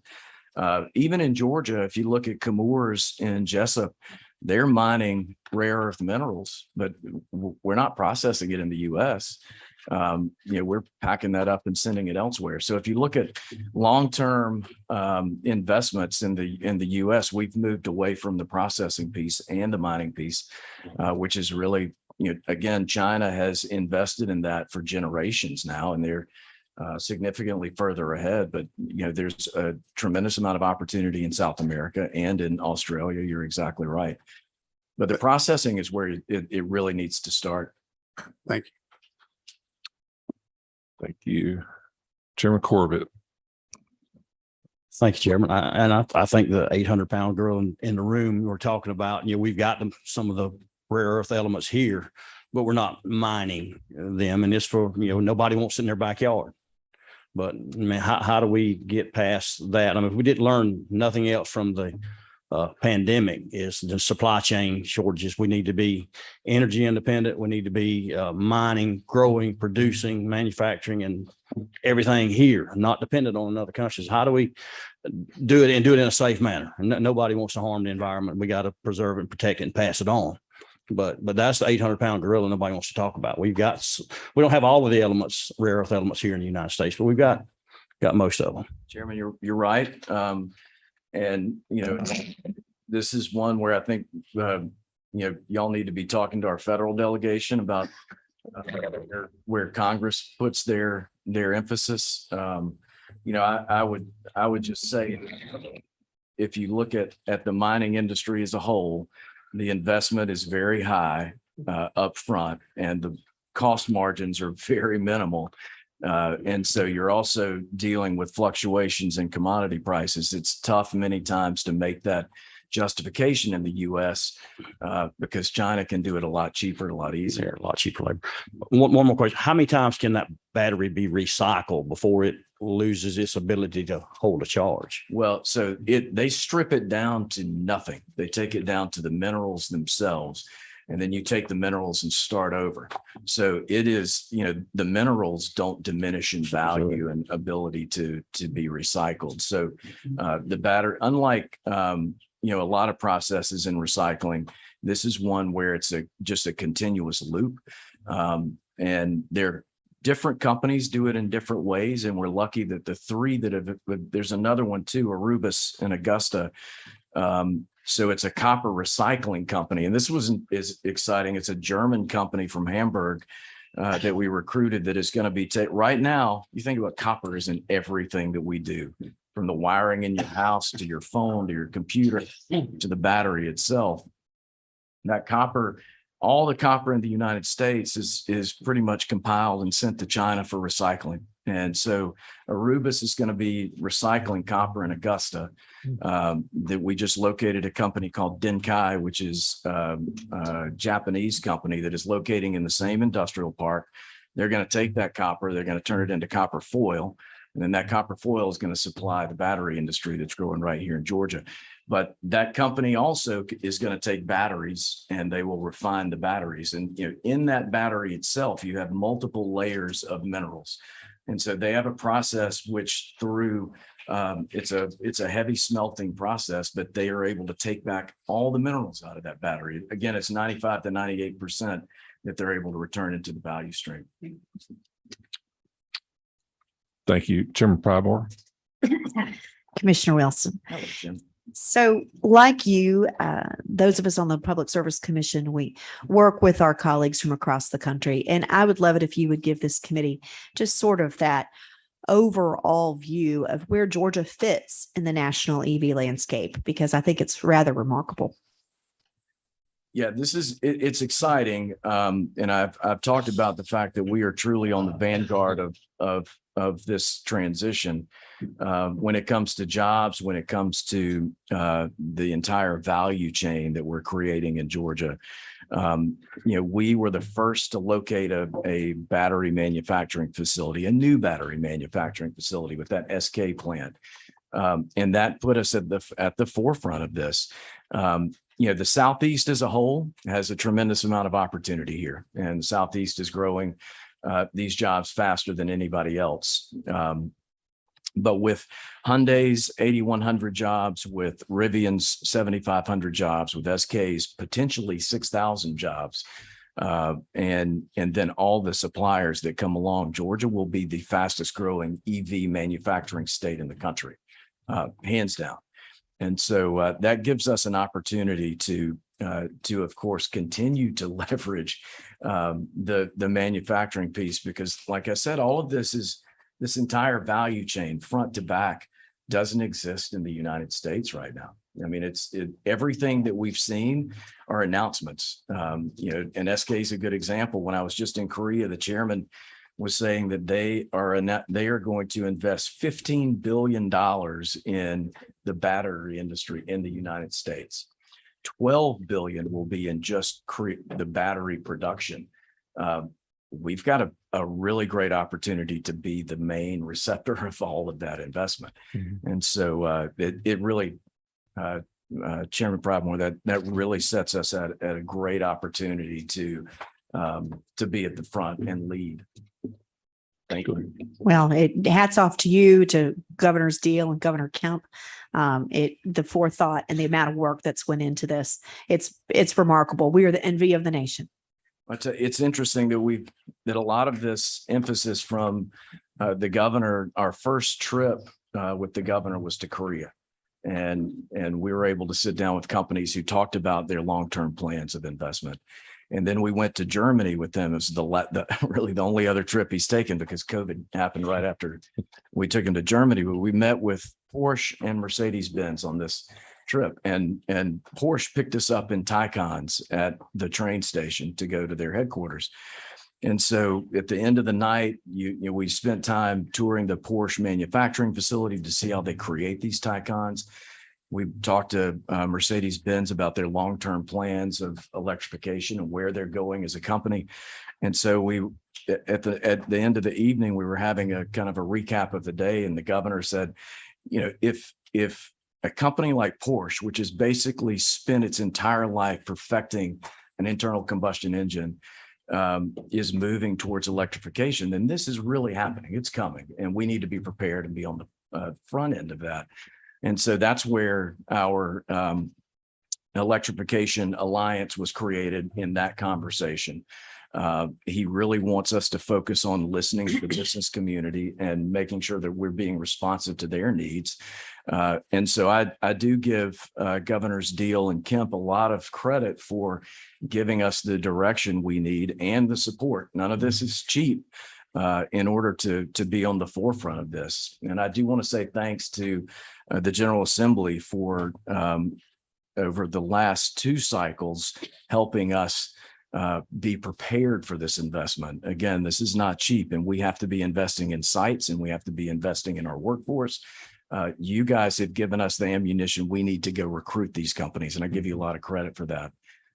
And then, of course, our PSC, over the years, we have a very competitive electric environment in Georgia. And if you look at our utility partners and the cost of manufacturing in the state, it is cheaper to manufacture in this state than many other states. And we have a very reliable grid. And because of our investments in solar and nuclear, we have a low carbon footprint. And so whether it is our Georgia Power partners or EMCs or ECG, we offer an opportunity for a low carbon manufacturing that many of these companies can't get it elsewhere. And so I do appreciate what the PSC has given us for a structure. We don't mandate our companies what to do, but we give them a structure in which they can thrive. And so we do appreciate that too. Next speak, Chairman Ginn. Thank you, Mr. Chairman. Pat, I appreciate the great job you do to bring jobs to Georgia. I mean, you've knocked the ball out of the park. When I look at, the battery manufacturing facilities and the automobile facilities we brought in with electric vehicles, just to make it clear, you've not promised them any type of a statewide new law. Everybody's going to mandate in Georgia that we all got to drive electric vehicles or any kind of, thing that I know you haven't, but they want to make sure that it's on the record that you've done this without the changing the laws and the ways that forcing people to do things in Georgia. Is that correct? That's right, Chairman. I've worked with my friends in the General Assembly long enough to know that I don't make promises that you guys have to vote on. So we're good with that. Thank you. Chairman Walker. So, Commissioner, this is getting a little bit off track, but I read, I think yesterday, where Ford was having layoffs, 3,000 people, and you talking about the Kia plant in West Georgia, and just recently, I guess yesterday, today, coming back from Korea. What is their plan to transition? And I think that's years down the road, but I'm sure they're already thinking about how to transition their plants. And the great thing is we have a really fantastic relationship with Kia and the parent company Hyundai now. And Chairman, I don't want to speak for Kia and their plans, but I think we can read a lot into how the Montgomery Hyundai facility is being managed. And, that was their first plant when they built that Hyundai facility. So that one opened in, I want to say it announced in 2003 and opened in 2005, 2006 timeframe. Kia was announced in 2006 and opened in 2009. They just announced that they're going to be in the middle of their internal combustion engine line. They're going to be making the GV70 electric vehicle. So that is the Genesis SUV electric. So this is, and when they told me this, I said, that makes no sense how you're going to, and he said, it's hard, but we can do it.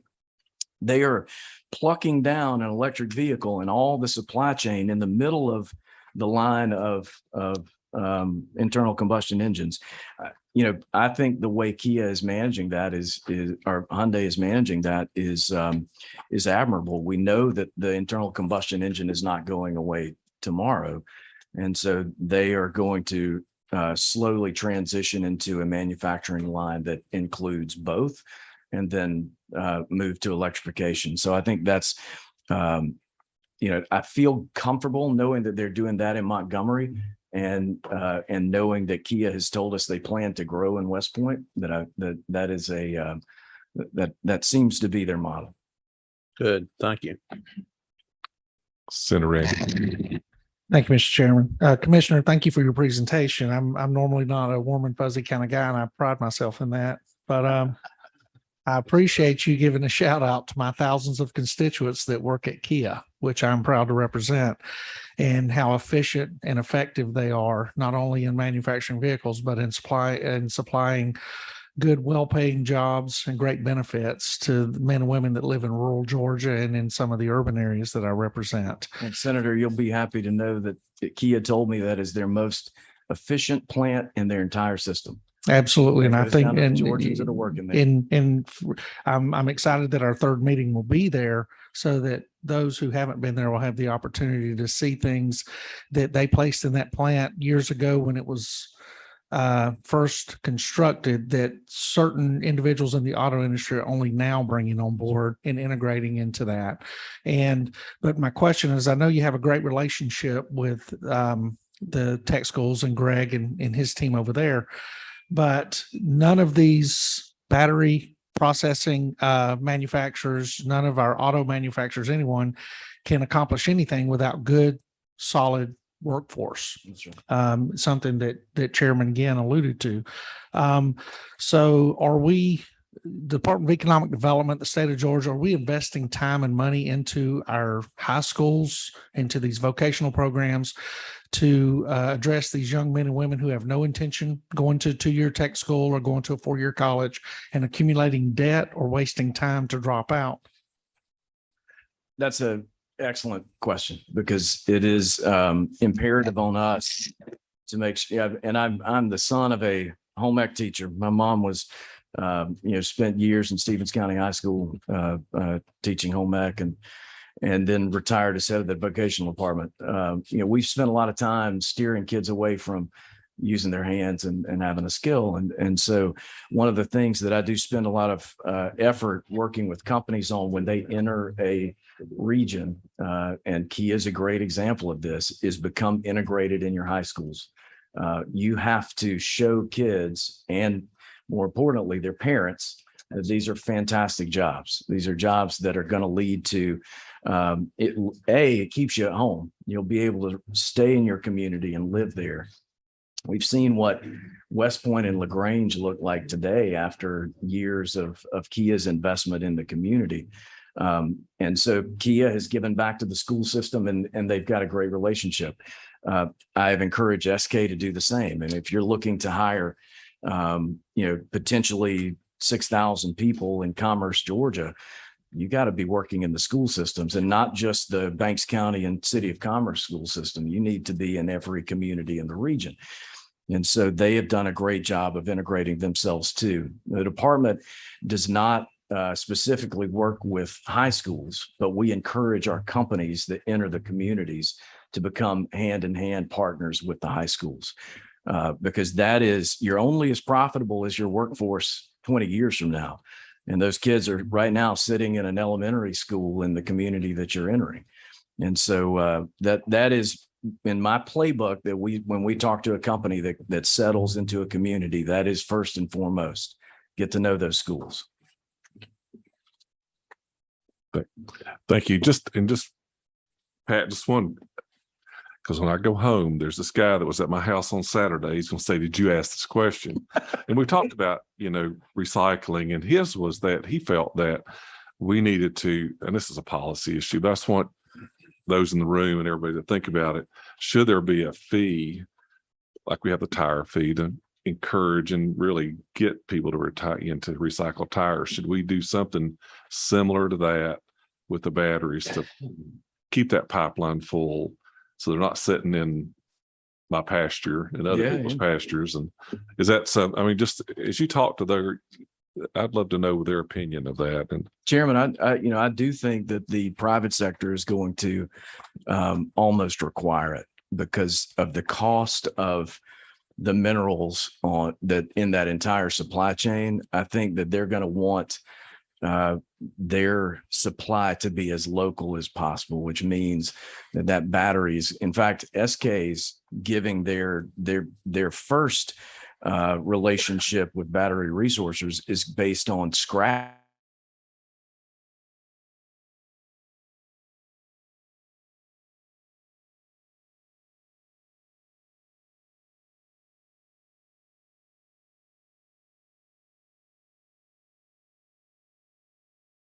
Going to want that the private sector is going to want that that supply chain as close as possible. And so I believe that it will work its way out because there is a business case for it. Sure. So policy wise, we definitely don't want those things sitting in a field anywhere in Georgia.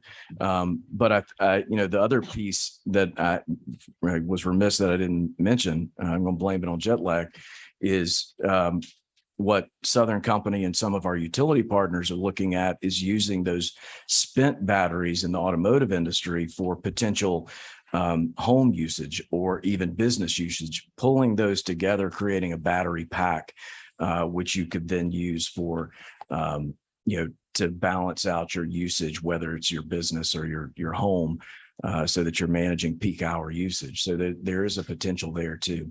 Yeah. Well, thank you. I can tell him that now. So, but thank you. We appreciate, I thank you for being here from Korea, taking the time to be, and that, Senator Gooch told me that you'll be part of this committee. We need you, and we just appreciate you being here. Chairman, it is my pleasure. And I hope that y'all know that I'm here. If you have any questions, other issues y'all want to talk about, I'm happy to discuss further, but thank you for the time. Thank you. Next up, we have Janine Miller, who's a friend of many of us, knows of our committees. Also way smarter. We're going to take a break. Just go ahead and take a break there, Chairman. But we got to keep on trucking. If you need to, you just, we'll keep going. But, Janine's a friend of many of us as our state planning director, has been very busy. You have a number of reports and plans to get out, don't you? Working hard. And so we appreciate your comments and look forward to hearing from you.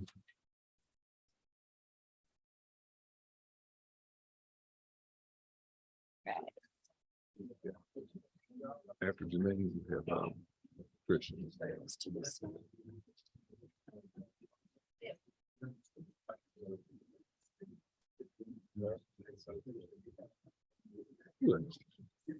You should just be able to use this.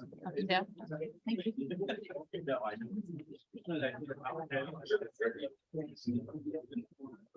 Here we go. Let's.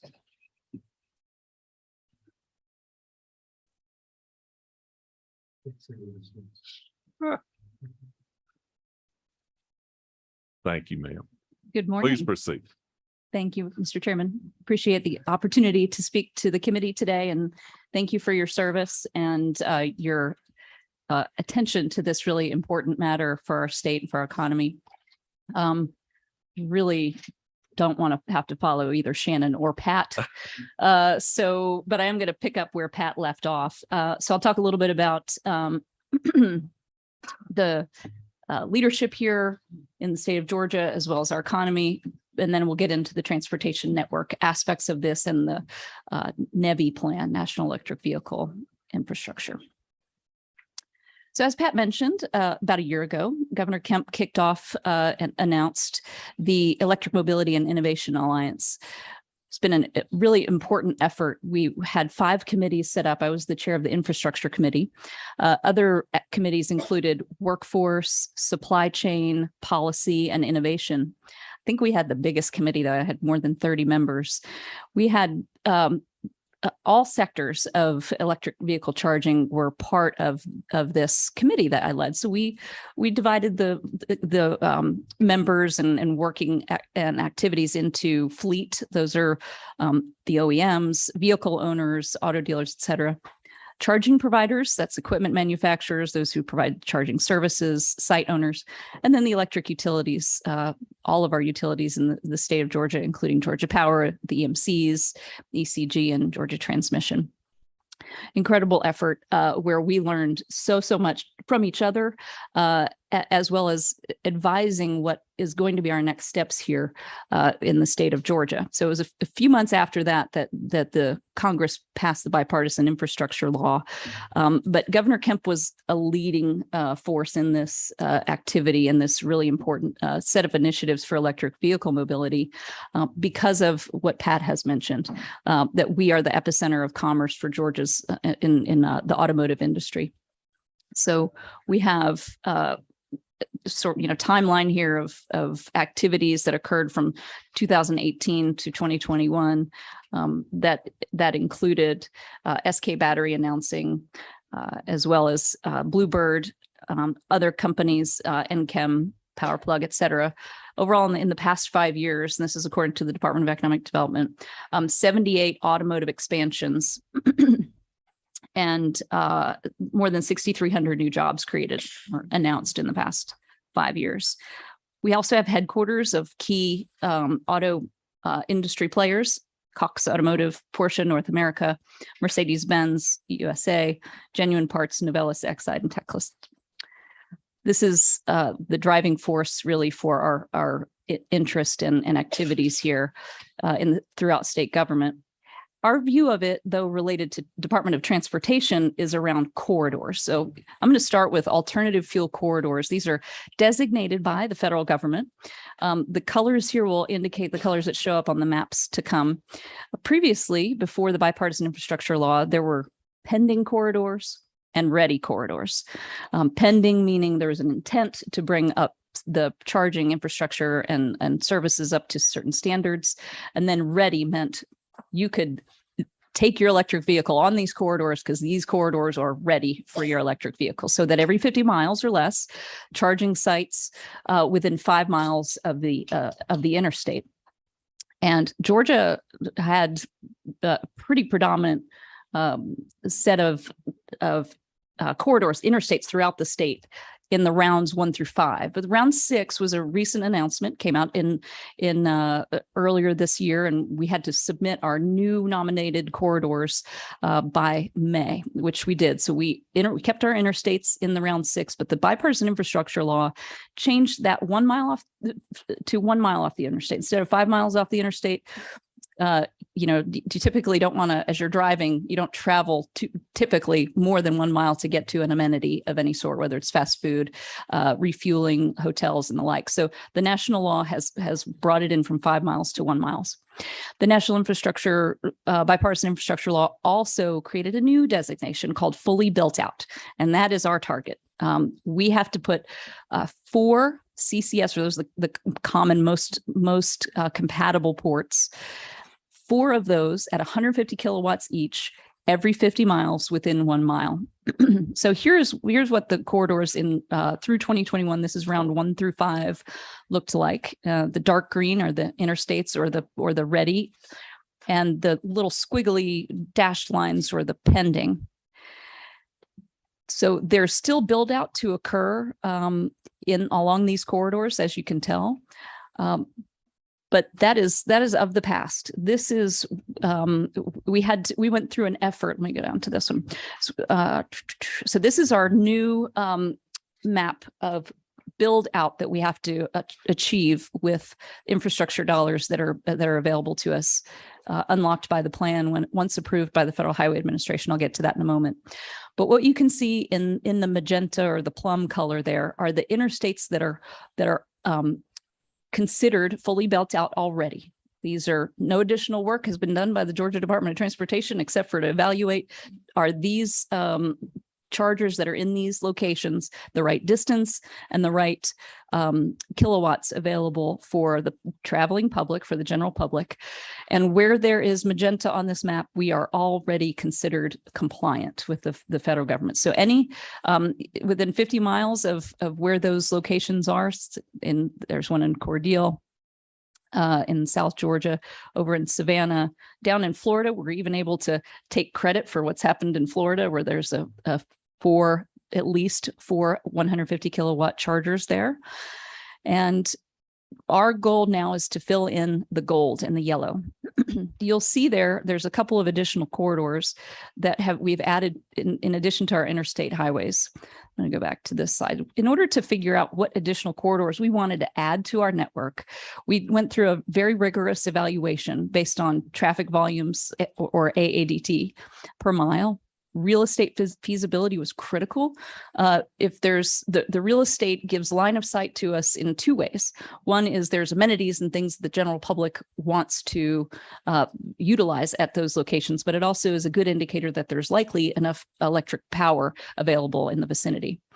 We also looked at geographic balance and EV adoption, but two I really want to focus on are the evacuation routes and tourism. The evacuation routes, we know that Georgia is an important location for evacuees from our border states. Historically, we don't have as many hurricanes that hit in Georgia, but we know that South Carolina and Florida do have evacuees that come into Georgia.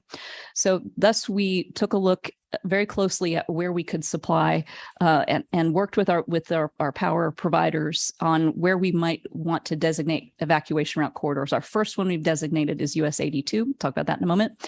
And then tourism is also very, very important so that those where electric vehicles exist today, where the owners live today, we want them to feel comfortable and confident departing their home metro regions typically and go out into tourist sites around the state.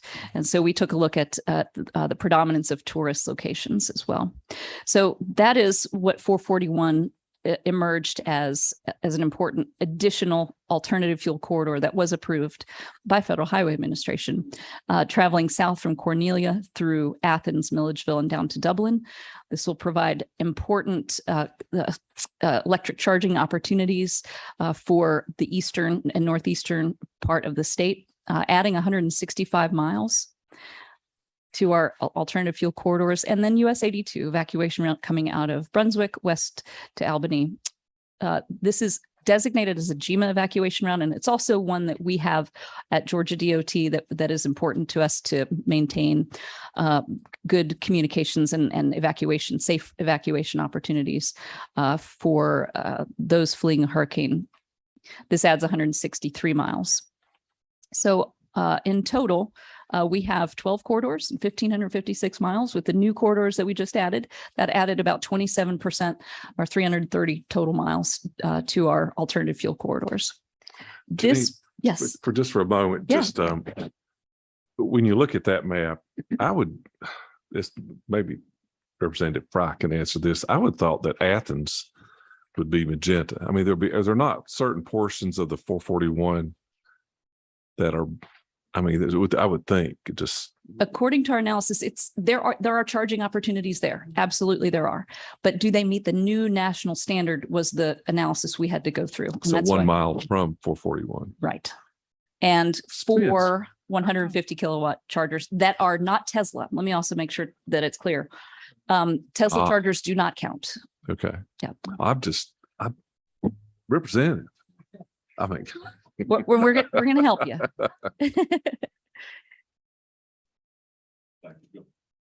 Any other questions? Okay. Now I'm going to switch to talk about the federal. Yeah. What consideration was given to 341?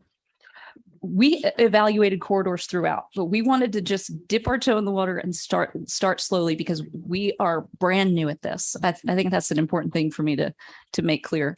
As state DOT, no state DOT in my knowledge installed gas stations in the prior century. So we are brand new at this, and we wanted to make sure we started slowly. So the build out in the magenta areas along the interstates was done without our help, without GDOT's help. We were not involved in that at all. So where there is gold on the map is our first tranche. There will be more corridors. And once we also don't know the costs and the time and all of the additional endeavors that you'll hear me talk about later.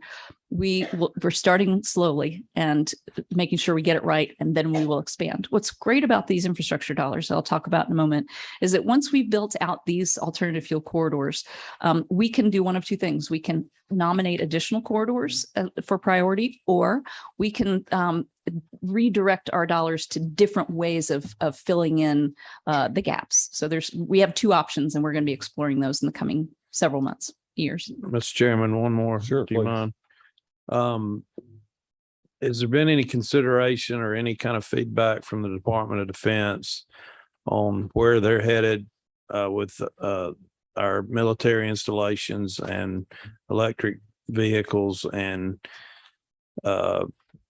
if they are headed that direction, then if we had a BRAC or something, we want to be sure we can check the boxes that we've got the infrastructure to support our military installations. I just want to bring that up. I imagine y'all have already thought of that.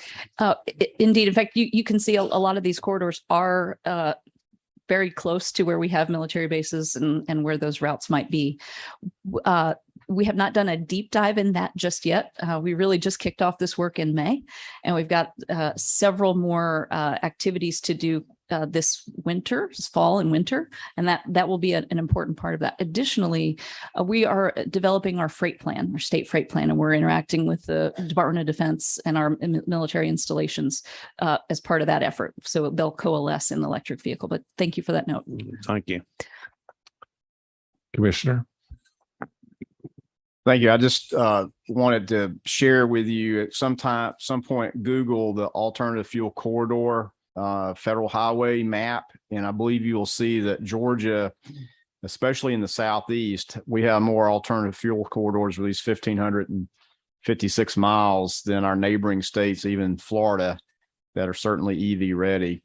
So to the point, Chairman Walker, is this will be a continued evolutionary thing of continuing to grow and expand, but we're sort of ahead of the curve, especially that first, Janine's one of her first slides there is this requirement, federal requirement, are the interstates first and foremost. So that's really where our focus was to begin with, but it doesn't preclude us to continue to expand, especially once we satisfy that build out on the interstates, then we can continue to expand and grow the footprint as commensurate with funding and whatever rules and regs keep coming our way. But just if you have a chance, just go Google that sometime, and you'll see how Georgia is. The map is got a lot of solid lines on it, and other states have a lot of dotted lines, especially if you look to the west. And I won't name any states.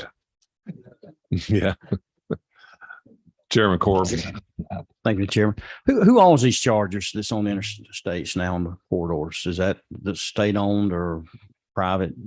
To my knowledge, the state owns none. No, just These were all private private sector. investment. I privately know deployed. we toured one over on 95, the Ray with Allie here last year. Mhm. And I guess the other thing, the in-highway charging, any discussion been had on that?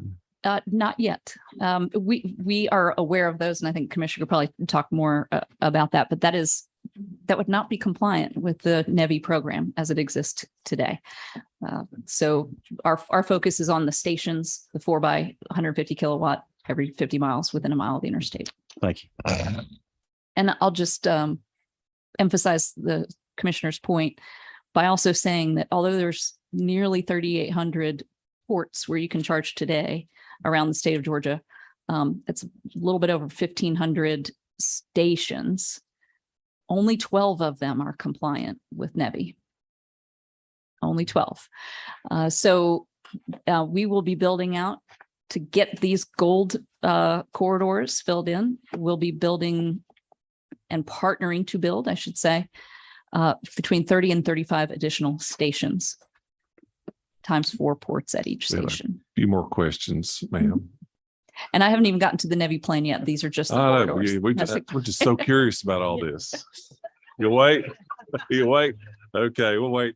Chairman Parsons, is that you? Thank you, Chairman. I appreciate the presentation. I'm sure I'm gonna have a lot of questions, not right now, but I just have a question right now about, I'm looking here down I-16, for example, and if there were any locations down there, and I don't know how many there might be, but there's not enough to actually for you to have a colored magenta right now down 16. There must be some, maybe. I don't know if there are or not. But there's not currently, there's no, at least no magnitude of, convenience stores, filling stations, mom and pop stores down through there that want to do it and want to invest into it, into doing that. But hopefully, and I'm hoping that, we, in this study committee here, we don't just concentrate on DOT. If we do that, we're making a mistake. We have to concentrate on the whole picture. And I'm hoping the whole picture will be what we did in the energy committee, and that is to look at the free market and these people getting into it if they want to. That's right. So my question is, in locating these charging stations that will be done with federal taxpayer money, really, is there any consideration made when you, and I know there are just so many exits on 16 anyway, but when you do that, what kind of consideration is made so that when we do make it easier for a convenience store to get into this market, that these DOT stations don't have the market cornered? I'm just Agreed. wondering about that. That's been a question of mine for some time. Excellent question. And that is top of mind for us always. We are going to be what I call a niche investor, simply for the sake of catalyzing the market and getting comfort and confidence in the EV drivers, and then let the private sector launch from there. In fact, we are, as a state DOT, we will aim to partner with private sector to deploy. Although it will be a 80%, as much as 80% federal share, we can partner with private sector to deploy these so that any type of business where the EV charging public might want to go can go there. It might be, and I'll just talk more about this later, could be a gas station, could be a convenience store, could be a big box retailer, could be a grocery store, you name it. But we will be partnering with the private sector so that it does not get in the way of where the private sector would want to charge, build a business around charging, and catalyzes the market rather than getting in the way. We will not overbuild, as the term that's used in broadband. That is not, we will not be doing that. Thank you. Have at it. Okay. Yes, sir. All right. Let's let her rip. So I'm going to tell you nationwide what this looks like in terms of dollars, and then what our plan is looks like now to deploy. So nationwide, the National Electric Vehicle Infrastructure Program is allocated $7.5 billion through the bipartisan infrastructure law that passed last November. There's formula funds that go to every state DOT totaling $4.2 billion. Public-private partnerships are encouraged, and just a little notation there, Representative, is that there's the original guidance that came out was 31 pages. They had the word private on 23 locations in that document. I have never seen anything like that coming out of the federal government, pushing that much private involvement. So we're very excited about that. There's additional $500 million of federal grants that the US DOT and Joint Program Office can deploy those dollars to fill in gaps. The Joint Program Office itself is recently established as a joint venture of the Departments of Transportation and Energy. So some of that $7.5 billion, in fact, $300 million was used to stand up the Joint Program Office, which we've been using as a resource, and they've been very, very helpful to us in the past several months. Very, very thankful for their involvement with us. And $2.5 billion of discretionary grants, meaning that the Joint Program Office will be accepting applications for additional build outs other than our corridors, other corridors around the country, and community charging. And it also includes, it goes beyond electric vehicles. It's for hydrogen, propane, and natural gas fueling. So that's kind of the national view.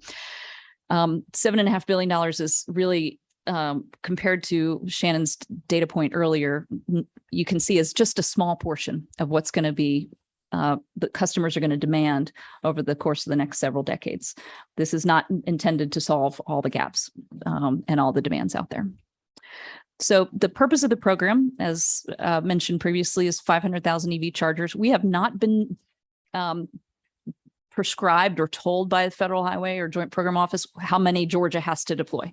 They're just looking for 500,000 EV chargers, and that's not stations, that's number of ports by 2030. It's just it's a high level, long range goal for convenient, affordable, equitable charging for all users. That includes equitable adoption for those who cannot reliably charge at home, and aiming to position U.S. industries to lead global electrification efforts. The federal funding coming to Georgia, we believe, will be upwards of $135 million through federal fiscal year 2026. That's the 80% federal share. It's subject to appropriations. So we'll each year we get a portion, we get an appropriation from the federal government, and we'll build our program year by year based on that. But in order to unlock those dollars, the bipartisan infrastructure law required that states assemble a plan, and that it becomes approved by the Joint Program Office before our dollars are available to invest. We have submitted our plan to the Joint Program Office, and Federal Highway Georgia Division is also reviewing that plan. And we are hoping for approval by the end of September, which is the intended nationwide goal to approve all state DOT's plans. There are several elements of this plan, and we followed a template. We wanted to, maybe you could say they were teaching to the test, but we answered every question that we needed to, and it was very specific, the types of things that we had to include. Things about our state's geography, terrain, and land use, industry market conditions here in the state and the Southeast, types of things we'll think about in site selection process, procurement, implementation, state policy that will be under consideration, as well as civil rights, equity considerations, labor and workforce, cybersecurity, and multitude of factors. These include, I've highlighted them here, the ones that are really top of mind for us. And we're still awaiting some of the federal regulations on how to actually implement. But station uptime, that is the amount of time that when you pull up to a port, it's ready to charge and give you the charge that you're paying for, 97% uptime. So these are going to require a lot of attention so that there can be a reliable charge when the driver pulls up to the port. Accessible 24 hours a day, 7 days a week by the general public. Safety at the site, including cybersecurity. So when the driver is paying for the charge, that is a fully secured payment. Can I just pause just a second? You know, on that, just think built into this funding, our commissioner will have employees that are going to do this, or I guess you'll subcontract that out, or to do the checking, to see that they're doing 97%, all this things you just described. That is yet to be determined, but we are aiming to partner with the private sector who are experts at this. Sure. Okay. And it may vary by location. We will be doing additional stakeholder engagement. So the plan that we have published, and you can actually, if you want to find the plan, it's pretty easy. You can Google it, Georgia DOT NEVI. Just type in those three terms and it should yield, the Google search should yield that. Again, that's Georgia DOT NEVI, NEVI. And that's the starting point. Lots of additional work to do, including more stakeholder engagement and public involvement. The federal government also requires that Justice 40 as a federal policy be complied with for equity benefits. And our initial analysis is we're in great shape on that. In fact, 48% of our charging locations are going to be in what are called disadvantaged communities, measured by various types of metrics, not just socioeconomic status, but also demographics as well. So Justice 40 means 40% of benefits have to accrue to disadvantaged communities. We're at 48% initially. So we feel like we're ready to comply with that. And even workforce development. Again, this is not something that we at Georgia DOT are familiar with or have done in terms of developing electricians to install and maintain these. So partnering with the private sector is going to be critical for success. Some of the activities that we've undergone, these numbers total 57 stakeholders that we've engaged with: private businesses, planning partners, border states, the vehicle manufacturers themselves, of course, our utilities, equity communities, and state agencies are going to be important to partner with as well. Our plan goals are outlined here: compliance with federal requirements. In order to be effective and efficient in deploying these dollars, we want to make sure that the federal rules are followed, but customer-driven deployment is also absolutely critical to us. We want to make sure that these chargers are used, that they are serving the traveling public in places and ways that are preferable to them as customers. Economic development, private sector ownership, and sustainability of operations. And I'm going to go through a few of these things here. We talked about the alternative fuel corridors, having to build those out 50 miles, 1 mile from the corridor. That's a typo there. It's actually 12 NEVI compliant. We need to build 30 to 35 in those gold areas. Buy America is also a requirement for us. The rules on that are quite nationwide. This is not just for Georgia. Every NEVI dollar has to be deployed in a Buy America compliant manner, and we're awaiting further guidance on that. And evolving guidance is a key factor here. I guess the term might apply, building the plane while we're flying it. We're waiting for notice of proposed rulemaking. We just submitted comments. The nation just submitted comments due a couple of weeks ago or last week. And we're still awaiting things like ADA compliance and cybersecurity and data sharing. So more to come. But I want to talk about customer-driven deployment for a moment. And this goes back a little bit to what Shannon was talking about, the trip types.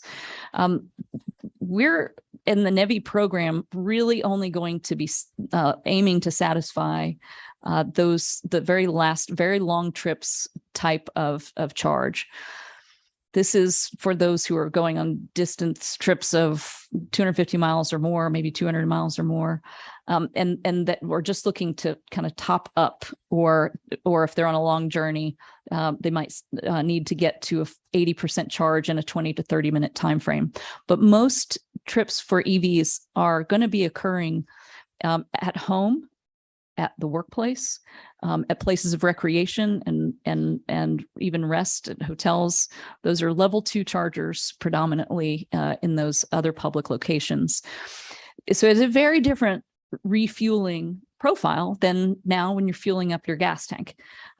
When you depart your location, you are like in the future, you are likely to depart with a full charge. I hardly ever leave my driveway with a full gas tank, right? So it's a very different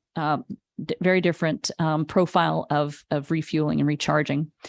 And another little factoid that we know is that for these 4 by 150 kilowatt hours, 4 by 150 kilowatts, that's roughly equivalent to about 100 homes, maybe a little over 100 homes worth of charging that needs to be publicly available.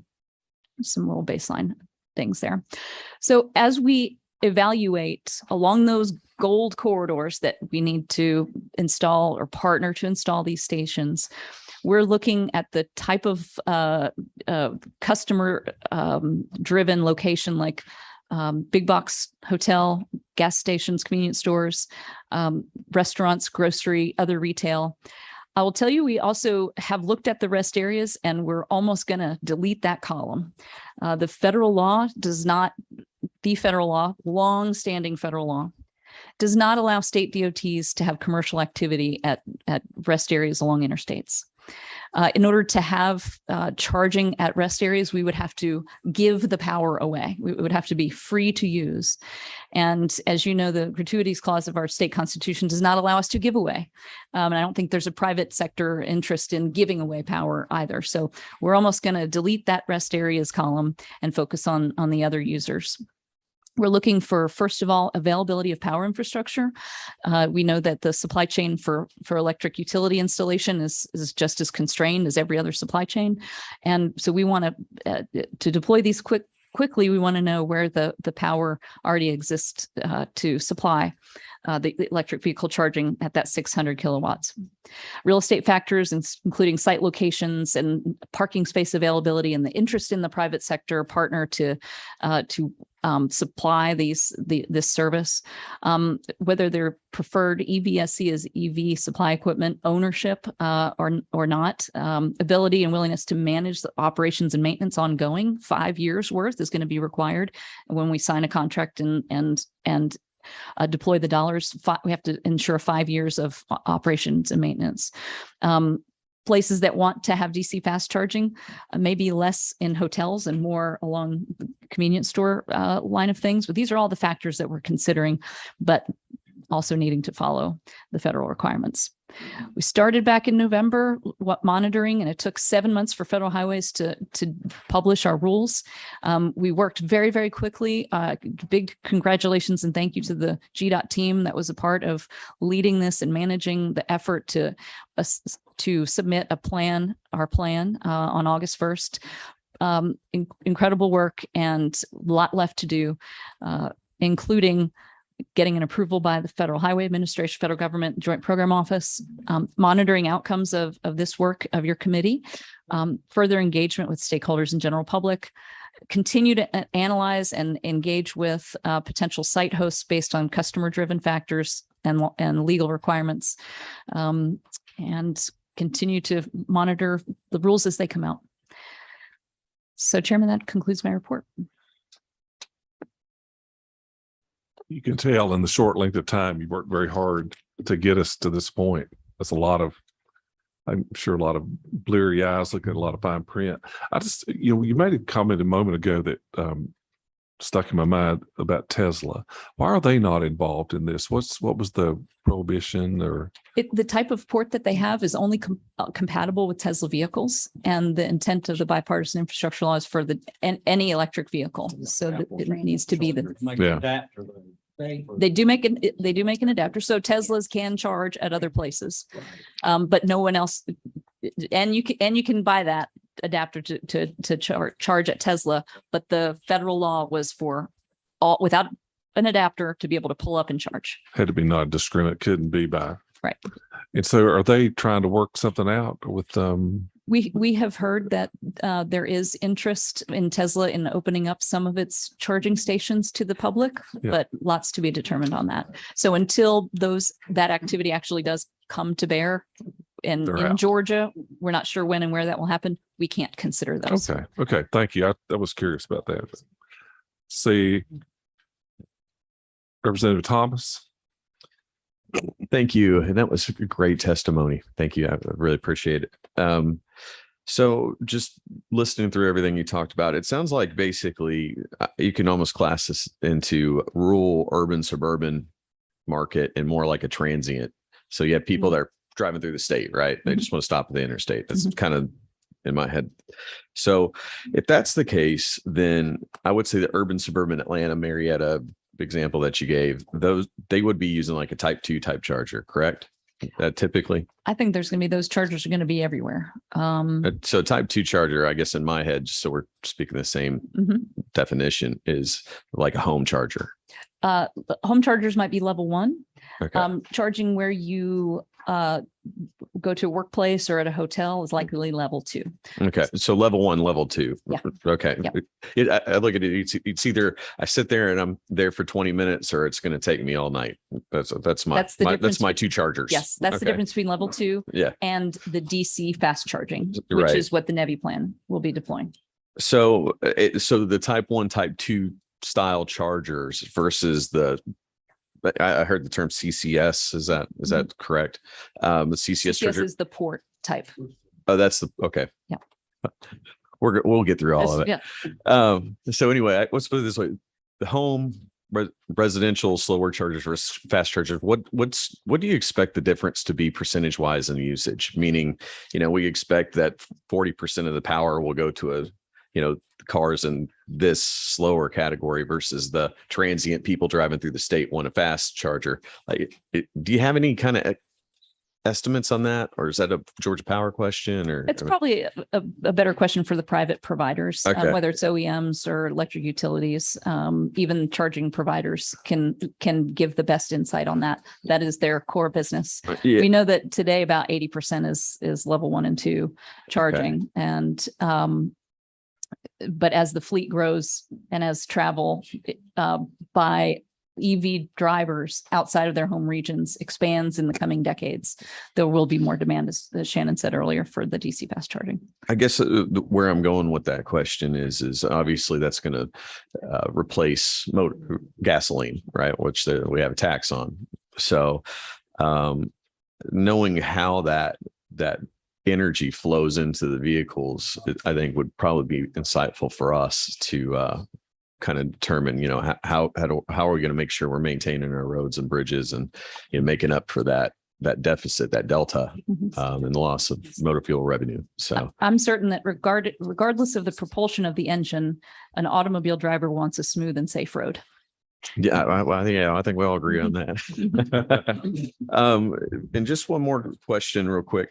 And this is maybe a dumb question, but how I drive down the interstates all the time. I don't ever see a sign that says electric vehicle charging station, this exit. Like, is that something that exists and I'm just missing it? Or is that something that There is a small sign that says alternative fuel corridors. I'm sure you missed it. Yeah.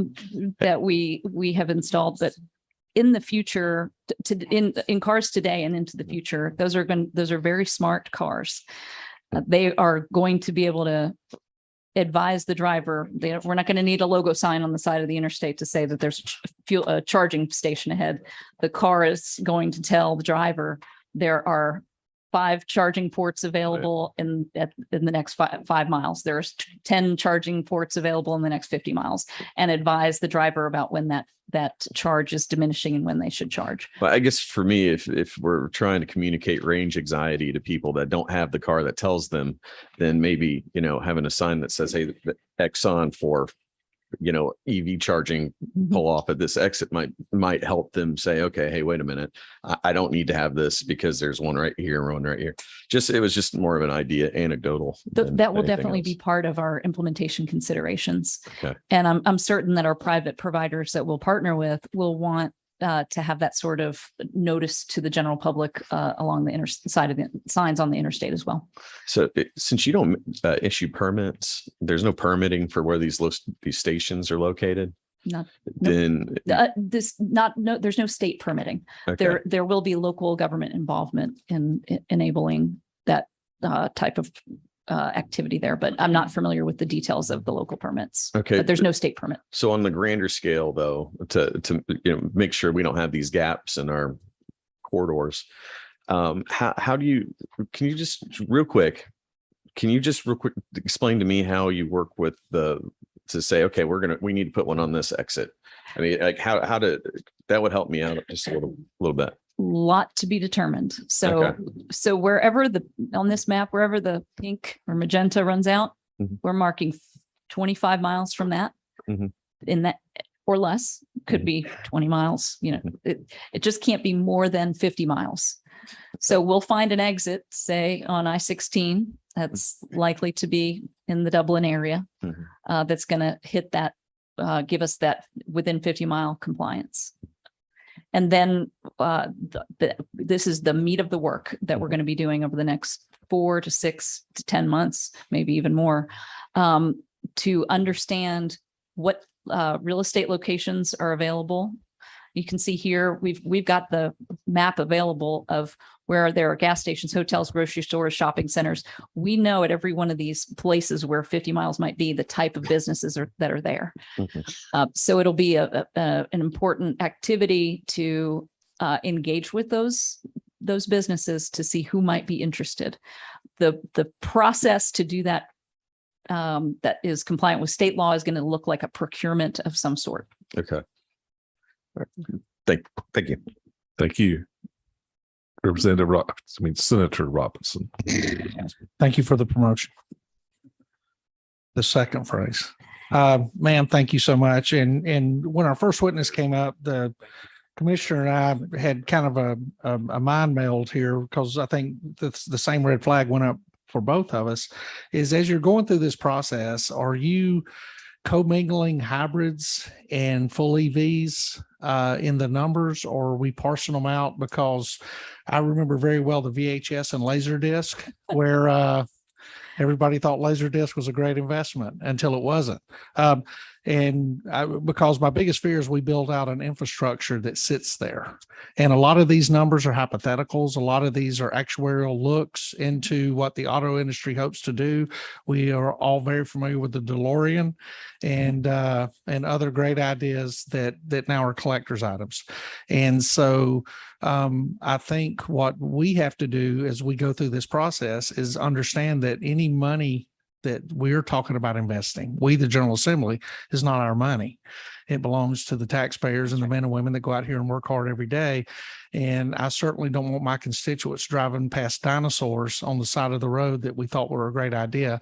So as we go through this, as we do with any other operations plan or emergency action plan, is we make sure that we are looking at apples, that we are not throwing oranges in here, or somewhere down the road, somebody asks that one question. Because if I'm operating a hybrid, and you help me if I'm wrong, my F-150 is not a hybrid. It runs off fossilized dinosaurs. And so if I'm driving a hybrid, then I have a choice of which fuel I want to operate off of, correct?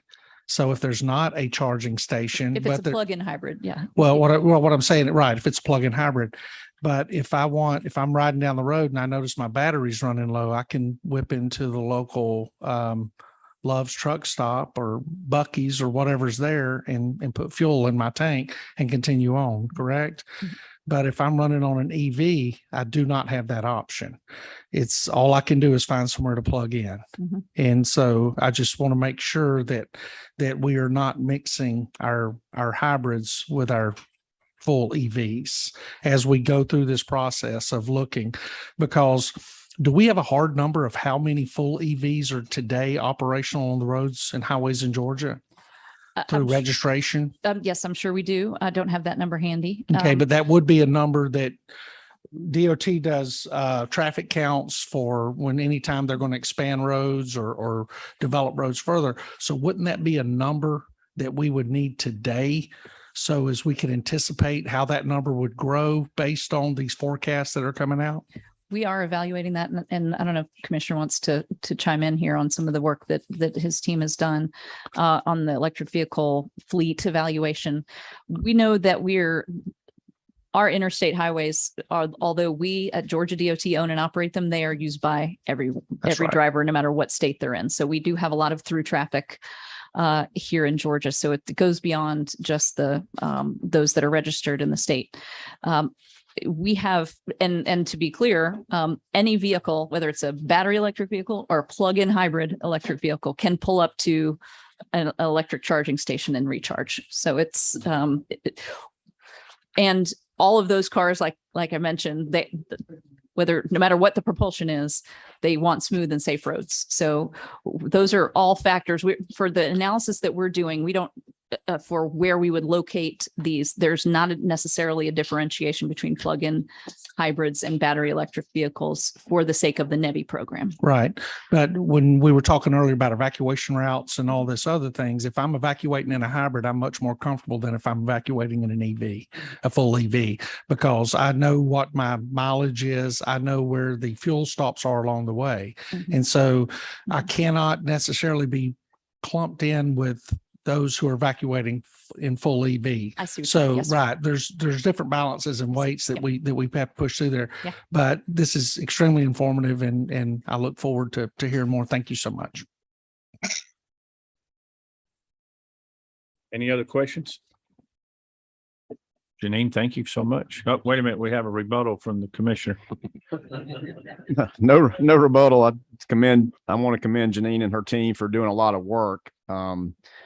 this federally required plan is, I don't think plan's the right word, because that indicates that we know what the action item is to go forward. What this truly has done is demonstrated by her presentation is GDOT and our team has done a thorough analysis to understand what we sort of have, and we can get DOR tracks the number of EVs. If I'm gonna shoot from the hip, it's less than 2% of the about 11 million vehicles registered in Georgia. So it's still a very small share of the portfolio, but that's not the charge from the U.S. government that says deploy these every 50 miles on the interstate, as Janine's talked about. This committee work is very informative to us to help us figure out what the implementation actually will look like. What I will commit to you is that you're not going to see a GDOT charger on the side of the road or a GDOT employee running a charger or any of those things.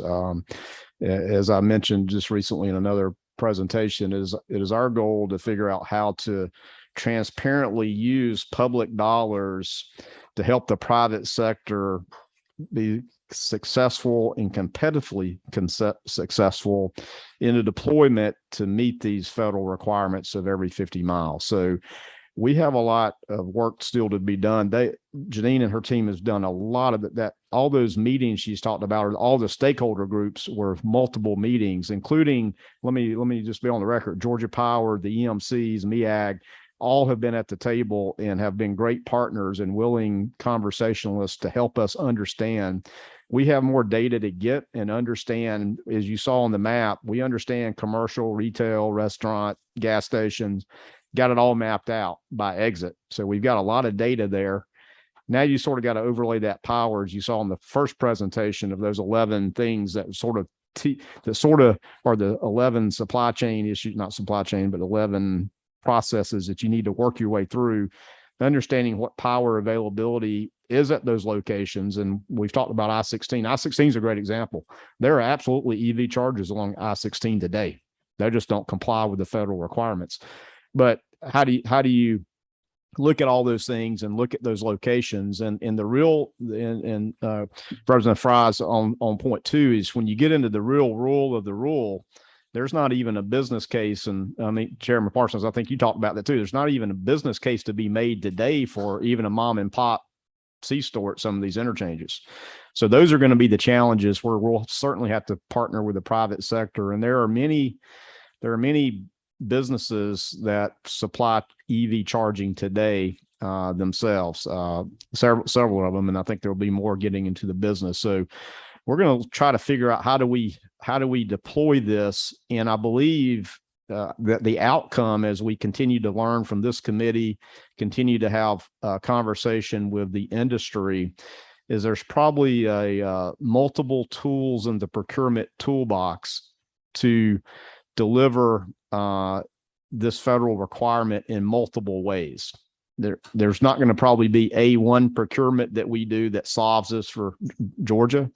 It's going to be multiple, and I believe it's going to be, and the procurements will have to be sort of tuned or dialed up to sort of those conditions. So maybe the rural area on I-16 versus the transitional area just south of Cordell, there may be a little difference approach in how we do this. So we've got a lot to learn. That's why the name plan is dangerous, because it's like we've got it figured out. We're not. And I want to commit to this committee and to the public that we're going to have to go slow. And there's a lot of pressure to go fast, but we need to go slow so we get it right.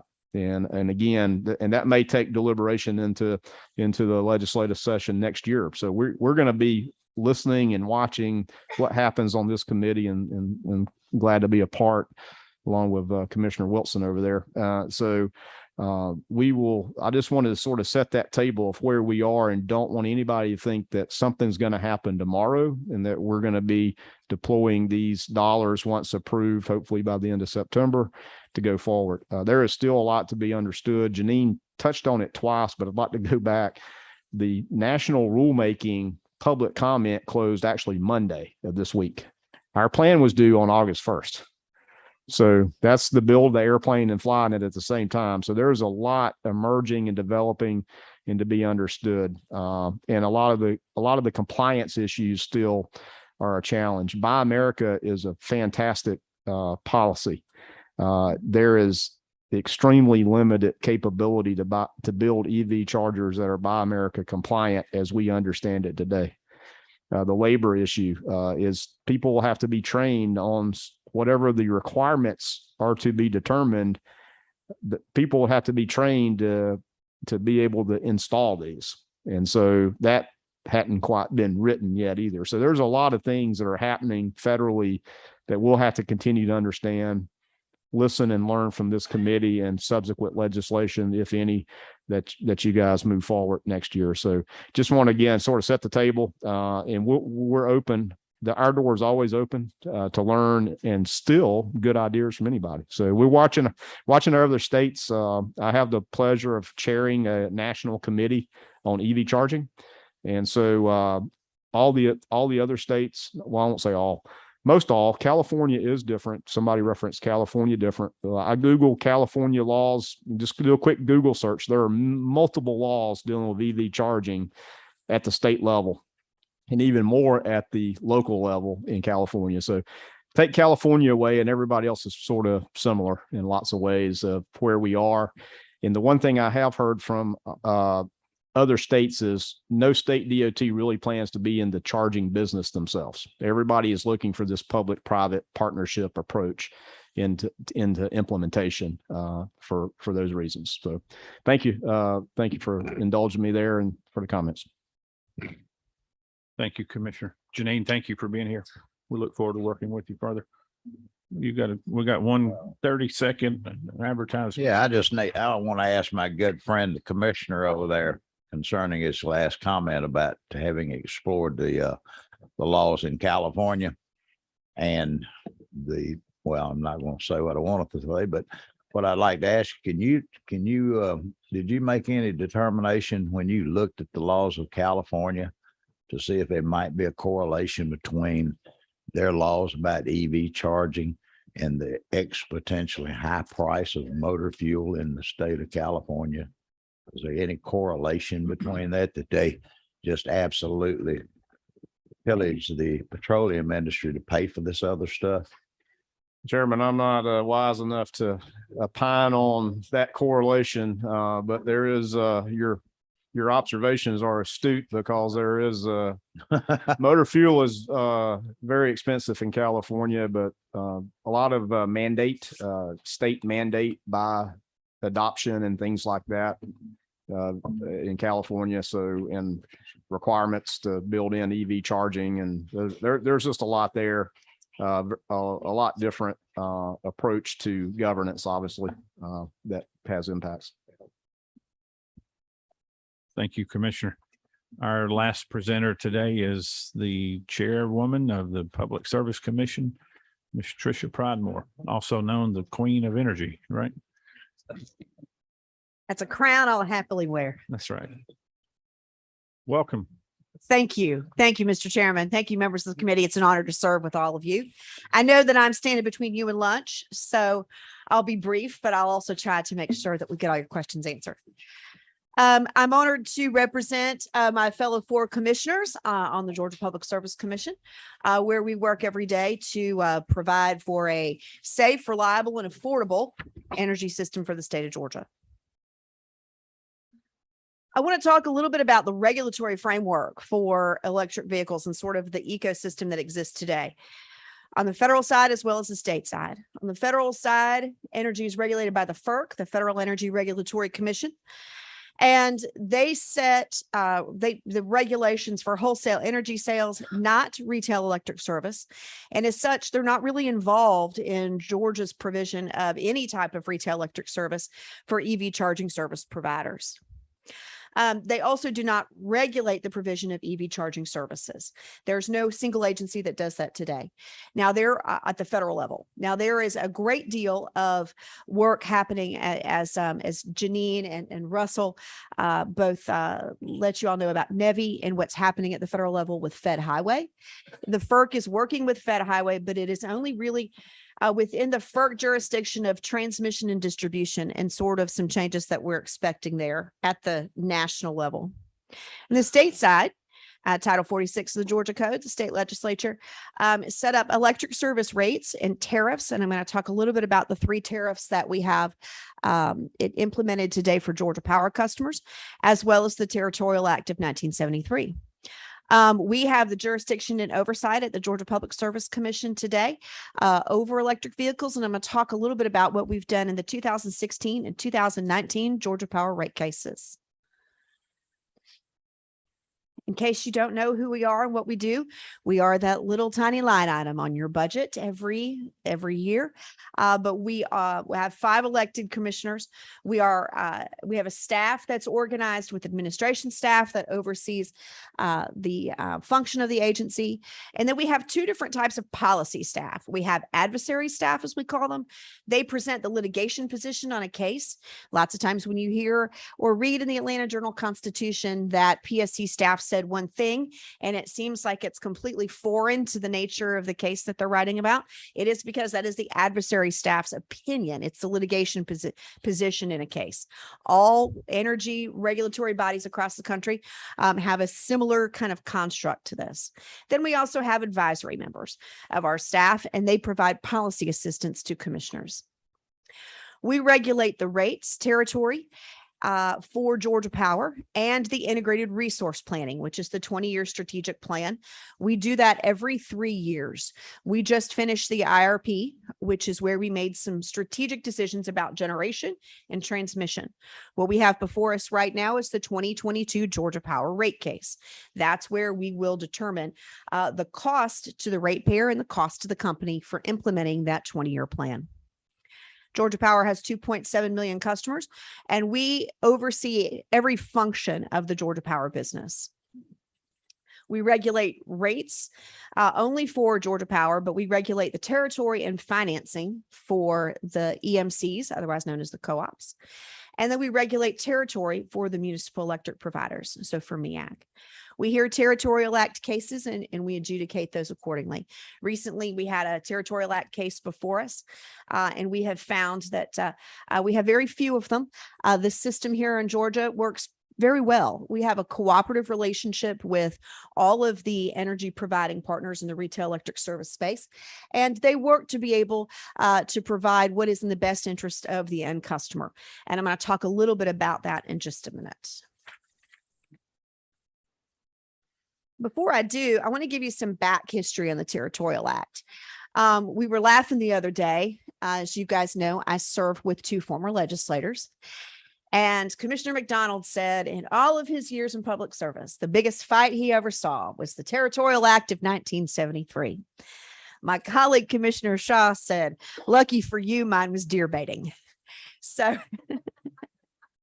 and the 48 years, the Territorial Act has served Georgia incredibly well. It has provided for that cooperative relationship across the electric service providers so that everybody knows going into it who they serve, and it sets the ground rules. Amy passed out not only copies of our presentation, but also 3 maps that came from Oglethorpe. If you don't have a map of the Georgia territory and how the territorial lines are drawn, I encourage you to reach out to Oglethorpe Power. They make one that's available that you can hang on your wall. And anytime you've got a question, you can look and see who serves what area of the state. But the act implements a plan whereby every area in the state is assigned an electric supplier, so we don't have duplication of services. It assures the efficient provision of retail electric service and does not allow for duplication of power lines and transmission work. It fosters the extension of those power lines so as to preserve the environment and protect the actual public investment that's been made into the electric system. An exception to territorial service rights that gives new customers with a load of 900 kW or greater, you can choose your electric provider at the onset of the construction. And so we like to talk about that customer choice as one of the hallmarks of Georgia's very nationally competitive economic development structure. It is one of the things that has given us an edge. And if you talk with Commissioner Wilson and other folks at GDEC, the folks at TCSG that are involved every day with economic development, they'll tell you it is that customer choice piece where somebody can come in and they have the ability to decide who they want to work with. It also provides for a competitive rate structure where the electric providers can go in and make a bid on that business. If you think about 900 kW and what that usage looks like, it's roughly the size of a big box store. And so for those of y'all like my good friend Chairman Parsons and Chairman Goot, who work every day in the regulated industries and energy and utility committees, you understand the importance of customer choice and how it fits in the Territorial Act very nicely. There's also a grandfather clause in it that allows electric suppliers to continue serving premises that they've previously served, regardless of their location. And then a big piece of it is also the prohibition of discriminatory rates. It allows the construct, the foundation of the construct with the ratepayer and the electric provider. The application of the Territorial Act to the sale of electricity by those who are not electric suppliers. Electric supplier is defined in the Territorial Act, and that is any electric, light, and power company that generates, transmits, and distributes energy. Some might argue that the exclusive rights conferred by the Territorial Act extend only against other electric suppliers. However, no court or commission decision supports such a limited construction, and we're seeing that also nationally. Let's talk a little bit about the Territorial Act and its application for EV charging services. So the Act specifically addresses the provision of retail electric service to premises, and a premise is defined as building, structure, or facility to which the electricity is furnished. A motor vehicle is inherently mobile and is not therefore a premise. Accordingly, because EV charging service is not provided to a premise, but rather to a transient motor vehicle, EV charging service does not constitute the provision of retail electric service, nor has any court ever found the provision of EV charging service to constitute the provision of retail electric service. I said that very quickly, but that's important to this because in the Territorial Act, it spells out what a premise is. It is static. So a charging station is a premise, but a car is not a premise. Georgia Power has provided retail electric service to EV charging service providers such as Tesla and Electrify America for many years, and they don't claim that their provision of EV charging services violates the Territorial Act. That position of Georgia Power was just reinforced by the commission and docket number, I believe it was 39844, which was a territorial case that we had before us. EV charging service providers exist across the country. I am not aware of any regulatory commission across the nation that has changed the definition of premise to include mobility, such as a car or any type of electric vehicle.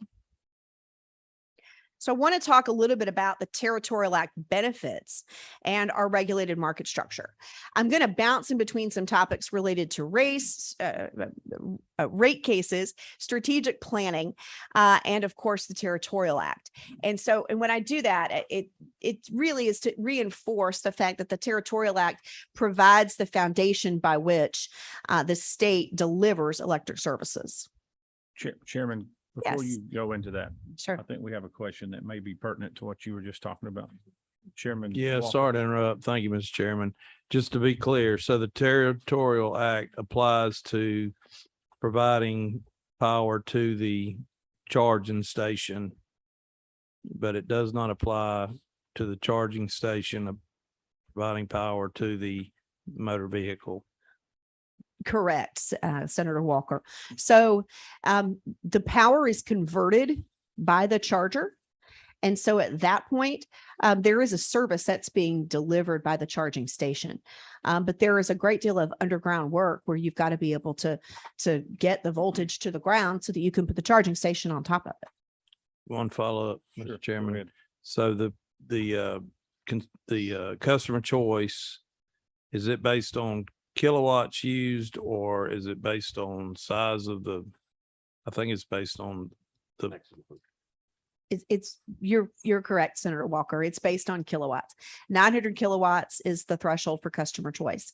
What Janine and what she presented in the plans for the NEVI program, those are roughly about 600 kW for 4 ports. So that falls below the customer choice threshold. The only time that we've seen it fall above or into that customer choice threshold has been those Tesla superchargers that if you have a large bank of those, because you could potentially have 1,000 kW or more power going to that site. Thank you. Chairman Gann, and then Representative Fry. Thank you, Mr. Chairman. I'm a little bit confused on, where the Territorial Service Act would come into play here. When we look at the Territorial Service Act, it requires that 900 kW be a connected load. That could be, you could count your air conditioning and your heating load at the same time, even though you typically don't run both of them at the same time. When we start about electric charging stations, if somebody puts in, say, let's just pick 10 350 kW chargers, they'd have a potential load of 10 times 350 or 3,500 kW. Obviously, that would be a customer choice load if all 10 are being utilized. What happens with the chargers that are just sitting there? Where's their determination by the commission on, hey, I've got 10 chargers that are 350 kW, but is that connected or is that just out there? That would be the maximum availability of the charging stations at that location. So you're saying that if somebody builds a station, and I won't say a gas station, but an electric charging station that had 3,500 kW capability of charging, that would be a customer choice load? Under the guise of the Territorial Act, yes, it would. I can see some opportunity. It's called capitalism. Representative Fry. Thank you, Mr. Chair. Thanks for this. I just want a clarification on this point. That you say you're not aware of any PSC that's determined the provision of EV charging constitutes retail electric service. Yes. And is that, can you talk about that for a second? Because I'm just it feels like retail. If a customer is buying electricity. It comes down to the definition of customer. So from this standpoint, the customer is the car owner. And then that carry-on relationship is the customer of Georgia Power or of the EMCs and MEAG. That's whoever owns the charging station. So if you think about it from that standpoint, the owner of the charging station is not a retail electric supplier. They're purchasing retail electric service from one of the electric companies. Right. But it's clear as mud, isn't it? Follow up if I may. Sure, go ahead. So is it going to be like gasoline where you can they upcharge the electric charging station fee, or is that going to be set? The fee to charge now is left up to the charging station owners. So if you have, most people that have an EV, you have an app on your phone. And so you go in and set the length of time that you want to charge because it's billed by time. It's not billed by KW. So you've set the length of time that you want to charge, and then it's up to the charging station owner to decide what they charge for that. Okay. So, I mean, and I hate to belabor this, but that sounds like retail to me. They're buying something, they're reselling it.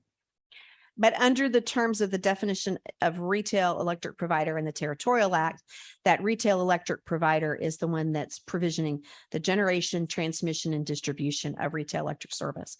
So that charging station couldn't deliver electricity without having the utility put the electricity on the ground that you put the charging station on top of. And one more follow-up, just to be, I'm trying to get my head around this. So basically what we're saying here is that anybody can bid on any charging station that has the potential for 900 kilowatts, is open for bid in any territory across the state. It qualifies for customer choice based upon previous commission decision and based upon the Territorial Act. Thank It's, you. we've known for months that this issue is going to be complicated. And I don't think we're going to answer all these questions here today. We wanted to introduce the topic to the committee. And I think it was going to warrant an extensive deep dive in one of our next meetings, maybe not at Brasstown, but possibly at either Kia or Fort Valley. But we're definitely going to allocate the necessary time to get everyone to understand this, because there's a lot of questions. And we want the utility companies also to be a part of that discussion. So I'm going to cut off conversation at this point, if you don't mind, but I'm going to recognize Representative Powell next. Thank you, Mr. Chairman. I'm not even sure where to start on this, but in this brave new world that we're living in, is thanks to a U.S. Congress to move forward. It's going to change the whole face of America that I know of what we've always known of using C-stores or wherever to buy motor fuel for transportation. One of the things that we'd gotten involved in this past session was dealing with the Territorial Act. And I want you to clarify if I'm wrong, but if a C-store or a truck stop, and I think this is going to go even further than that, because a lot of those don't have the footprints for what they need. But if a charging is going to take 30 minutes, they're going to have more than just a walk-in. They're going to have to change their face to have other things. But now the question came up is right now, and what I've been told and others have told me, is that if a C-store or a facility, if they go to the expense, they put in the charging stations, they can't resell that power by the KW. Is that right or wrong? Because that would be a violation of the Territorial Act. But it also fits with the process by which they sell today. They sell by time. So the apps are available. I just asked a question. Mhm. Can they sell by the KW? That would likely make them fall under the definition of a retail electric provider, but they're not the one But provisioning it'd the be a electric service. violation of the Territorial Act. It is my understanding that it would. So in the case of Tesla, Tesla doesn't sell by the KW. They sell a subscription. You buy a Tesla, then you have to pay them a subscription. So you can go to wherever they got a Tesla. So if we're going to move forward, do you think that possibly to move forward in the future, and I'm real big about it, I don't think the government needs to be involved into all these chargers and stuff. You know, I'm very rigid about my belief in free enterprise.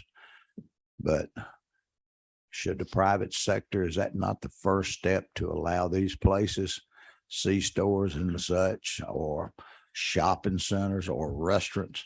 I mean, quite frankly, I see the day that you're going to see probably the biggest place is going to be a darn Cracker Barrel. They'll have all out there because at least you got time to go eat while they're charging your vehicle if you're on your way to Florida. That's it. You know, Gift shop's nice too. so, you know, Liquor store. Um, but I but it- think you've answered my question that, yes. that in fact, Yes. if I owned a C-store or a truck stop or whatever, and I wanted to put in those chargers, pay the expense to put in the chargers, I'm buying the electricity through my utility provider that furnishes it. I can't resell that power by the KW. Is that, Resell it by the time or by the subscription. there you go. And there's the rub of it. Thank you. Thank you, Representative Powell. Last question is from Chairman Parsons. Thank you. Thank you, Chairman. I appreciate your presentation. I appreciate the information here. It's very good information, and I know you know what you're talking about. It means a lot to me. Regarding the Territorial Act, I think at least three times that I can recall since I've been in the House, and it's been a pretty long time now, when some legislation was introduced regarding the production of electricity, specifically as regarded Georgia Power, I've actually read in the paper back when we used to have papers, that a spokesman for Georgia Power said this can't happen because it's against the law. I used to think, well, that's kind of crazy. That's what we do is change the law. And then I finally figured out what they were talking about was a territorial act. And it's to Georgia Power, it's more than a statute. This is a statute. To Georgia Power, this is some kind of edict that came down from on high. This territorial act can be changed. And I think there are certain aspects that we need to look at in this committee. Thank you. Thank you. Thank you, Chairman Parsons. Would you like to? I'm going to talk, yes, and I'm going to talk through in my presentation All here right. some reasons why this territorial act is foundational to the way that Georgia generates electricity, sells electricity, distributes and transmits electricity. And one of the reasons is that we are continuing to be one of the lowest cost electric states in the nation. Our rates are 15% below the national average, and the Territorial Act and the fact that there's not duplication of service is a big reason why. So let's talk about rates for a minute. So I want to get through sort of the regulated versus unregulated market price comparison piece, and why this is important and this is from the Energy Information Administration. We get compared to other southeastern states on rates. We get compared to other states that we consider to be competitive with us in terms of economic development and job growth. But there's 18 states, including Washington, D.C., that have deregulated residential electric service markets. Here's why that's so dangerous. Nationwide, the price per kW is 27% higher in deregulated states. Also consider the fact that in a deregulated state, and my friends that serve as commissioners in deregulated states say, there's no investment in reliability, or the investment in reliability is minimal. So what that means is that the people in my job in a deregulated market such as Texas, all they do is buy the lowest kW price. So they get rates before them for the 19 electric providers in the state of Texas, and their only job is to purchase the cheapest kW that they can. Well, if there's a cheap kW, you think, well, that's great. That's capitalism. But what happens is those 19 electric providers, they don't invest in this reliability and resiliency of the state. If you think about what happened in Texas with Winter Storm Uri, all of the electric providers, the people in my job, the people at ERCOT, the people at the Railroad Commission that also run the gas system for the state of Texas will all tell you, since the deregulated act that took place in Texas in the late 1990s, it has made them get to a point to where there's not as much emphasis on generation, transmission, and distribution, because everybody is concentrating on buying the lowest kW that you can. I can go on and talk about this for as long as you want to, and we can do it offline, but I spend so much time on a national level with the people that do my job. I'm preparing to, I'm preparing to join the board of the National Association of Regulatory Utility Commissioners in November. I'll be its president 2 years from now. So I know that I have to work with my commissioners that are in deregulated states, but I know that they have a significant uphill climb. Their customers are paying more, their citizens are paying more. It's a major draw against economic development for their states. And the foundation for our regulated market in Georgia is the Territorial Act. You also have regulated market benefits such as considering the public good, which is what we do at the commission. We represent not only the needs of consumers and attaining those low rates, but also the overall system itself. The health and well-being of the system is what keeps the lights on. If you've recently read in the paper or seen on the news states that have experienced brownouts, or states that are having significant issues, weather-related issues to the resiliency of their electric grid, how often do you hear about that in Georgia? Knock on wood, but it's one of the hallmarks of our state, and that is reliability. Regulated markets work to keep prices stable. Stability in price and customer expectation is very important to us. As we look at this 2022 Georgia Power rate case, stability in price is very critical. And that's not just on the fees or the tariffs that are on each bill, but the overall cost per kW. There does not appear to be tangible benefits to deregulation where utilities experience constructive regulation. Rates are affordable and innovative solutions such as renewable energy growth are being pursued with our encouragement. And I want to stress that we are now number 9 in the nation in solar.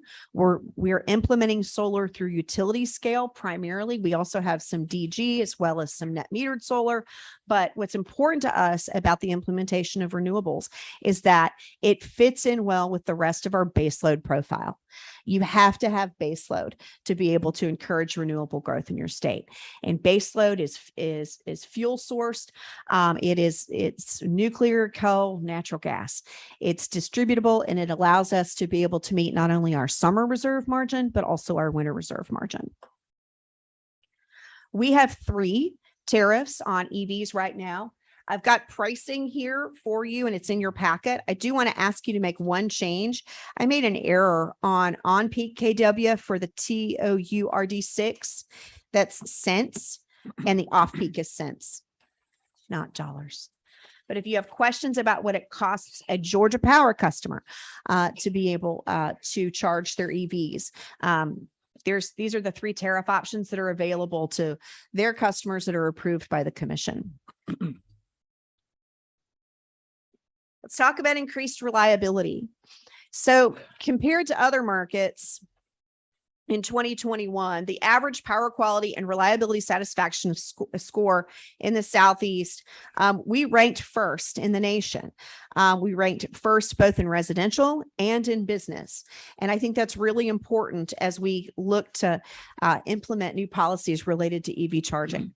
JD Power, they rate all of the utilities, and they rate the states each and every year. And consistently, Georgia's been in the top 5, but last year we were number 1. With that, though, comes a significant focus on reliability. I talked about the IRP that the commission passed just last month. And the IRP sets a 20-year strategic plan for generation, transmission, and distribution. In that plan, we kept open Plant Bowen, which is in Bartow County, and the 2 units that were there that Georgia Power had sought to close. We kept those 2 units open for the very purpose of reliability and increased transmission support. While other states are rapidly shutting coal, and we have shut aged out coal units, but we've also been able to hold to the fact that coal right now is necessary for us. We have a growing population. We've experienced exponential growth since the pandemic, and we want to ensure that we've got reliability, especially as we expect Plant Vogtle units 3 and 4 to come online, giving us 500 megawatts each in each of those 2 units. Plant Vogtle unit 3 is scheduled to come online the first quarter of next year. As you all are aware, it's been 10 years in the making, and it is its only type of nuclear facility currently in the United States. We're seeing new nuclear come up across the country, mostly out west in the form of SMRs. And those are smaller electric throughput and hopefully a shorter schedule. But as we've seen other states that have aged out nuclear, we've doubled down on nuclear. We understand that part of a carbon-free and clean energy future, nuclear is a really important piece to it. Those 2 units at Plant Vogtle will come online in 23 and in 24. And then that will add to the existing 4 units of nuclear we have, 2 at Vogtle and 2 at Hatch. So in the rate cases of 2016 and 2019, that's where we laid the groundwork for some successful EV generation and transmission work. And when I talk about what we've done with EVs, it's really in 2 areas.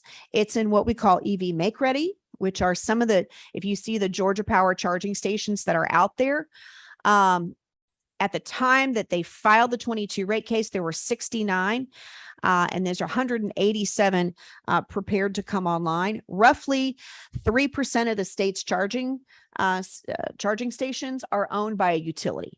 So that would include the EMCs and, of course, the city, the munis as well.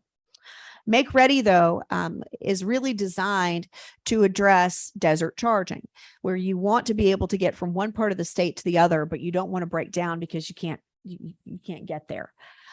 Make Ready is also just been sort of the way that we have tried to encourage charging and encourage electric vehicle adoption across the state now. But as you see, we have very, very few of them. Desert charging is a consideration, and it's a consideration that Fed Highway is hoping to address in the NEVI program that GDOT is implementing.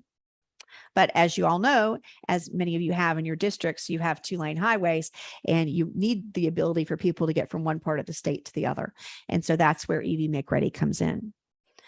And talking with the EMCs, and before I move on, and talking with the EMCs, they're also, their local boards want to be able to continue to grow and build out their charging infrastructures as well. And this is something that at the commission and with our electric companies in the state that we continue to have a conversation about. Think about rural broadband. And this was, we weren't in a position to do anything about rural broadband as hard as Senator Gooch tried for all those years. But what we ended up with was with being behind and then having to build at a very, very rapid rate. We don't want us to be in a rural broadband situation when it comes to EVs. And then lastly, I want to talk a little bit about economic development. Electric suppliers work together with GDEC to attract businesses to come into the state. And the Territorial Act, specifically the customer choice provision of the act, is a big piece of it. I mentioned that earlier in my presentation, but we hear this repeatedly from every new company that comes to Georgia that I meet with. They understand that Georgia is a leader in energy, that our constructive regulatory environment is a big piece to why we're a leader in energy. And it's my job as the chairman of the commission to try to protect that. So with that, any other questions? I see the light. Chairman Powell, show us the light. It's either the Lord or a train. The energy man. Well, I'm not the Lord, that's for sure. We turn that mic off. As the expert on this, do you know, has there been any studies or anything done about the possibilities that the grid could collapse, that we wouldn't have enough electricity? Georgia, for example, we're lucky that we've got these 2 new plants going on board down there. But, I don't think we'll ever see anything else with the inefficiency of building nuclear facilities for the future. But if everything goes online for the charging to supplant fossil fuel, are we possibly looking at problems with brownouts or not having enough electricity to do all of this? I recognize that the trend across the country is to electrify everything, but it's my job as a commissioner to ensure that we can meet those winter and summer reserve margins. So as long as I'm a commissioner, no. And I say that with full confidence. We just approved in this IRP 6 new gas PPAs, where we have people that want to criticize the commission for continuing to purchase natural gas plants or provision natural gas plants. The provisioning of those plants provides stability to our system, much in the same way of keeping Bowen units 1 and 2 do as well. Second question is something you'd said a while ago. I'm a great supporter of the utility companies of being the producer and the distributor. But when you talked about Georgia Power's got a 60-something or 180-something EV chargers out there, how do they charge? Do they charge for that? Or is this just something that they're doing to try to get people ready for it? Or are they charging for those services? When somebody pulls up, do they charge, which puts them into the retail sales at that point, which gives me some anxiety. But could you tell me a little bit more about how that's being worked? I think that they're going to cover that with the committee next month and the details that go into it, because it's different. And based upon the charging location is different. So So do they charge for it? In some locations, I believe they do. But of course, that would, from my standpoint as their regulator, anything that they charge for just is not absorbed into rate base. So much in the same way that with coal residual sell off, anything that they do to be able to sell off coal residuals, then that comes directly out of rates. So it's, from my standpoint, I only want to see move into rate. What gets put into rate base is specifically what the customer is going to use and sell, or his customer is going to use, and that the company is going to sell. So that's a better question, Mr. Chairman, for Georgia Power, and they can explain to you the differences by which they sell it. I would also ask the question of the EMCs as well. I'm thoroughly confused now, but I want to take your word for that. And I look forward to furthering this discussion with the powers that be. Absolutely. All right, Representative Corbett. Thank you, Mr. Chairman. Piggybacking on what Chairman Powell said about brownouts and peak demands and stuff. Can you see a scenario where if we're on peak demand, where there'd be a different rate for somebody charging their car than if it's normal time and what peak demand? There is now in the 3 tariffs, there's on peak and off peak pricing. So I've put it up there in each of the 3 EV tariffs. So, as you know, you and Commissioner McMurray and Commissioner Wilson are the only non-legislators on this panel. So at one of our next meetings, we're going to ask you to do a deeper dive, but bring it down to about a 5th grade level to explain this to all of us legislators. It may take a couple hours, but we really need to get into the details of all of this, because I think this is going to be an important part of this committee's work.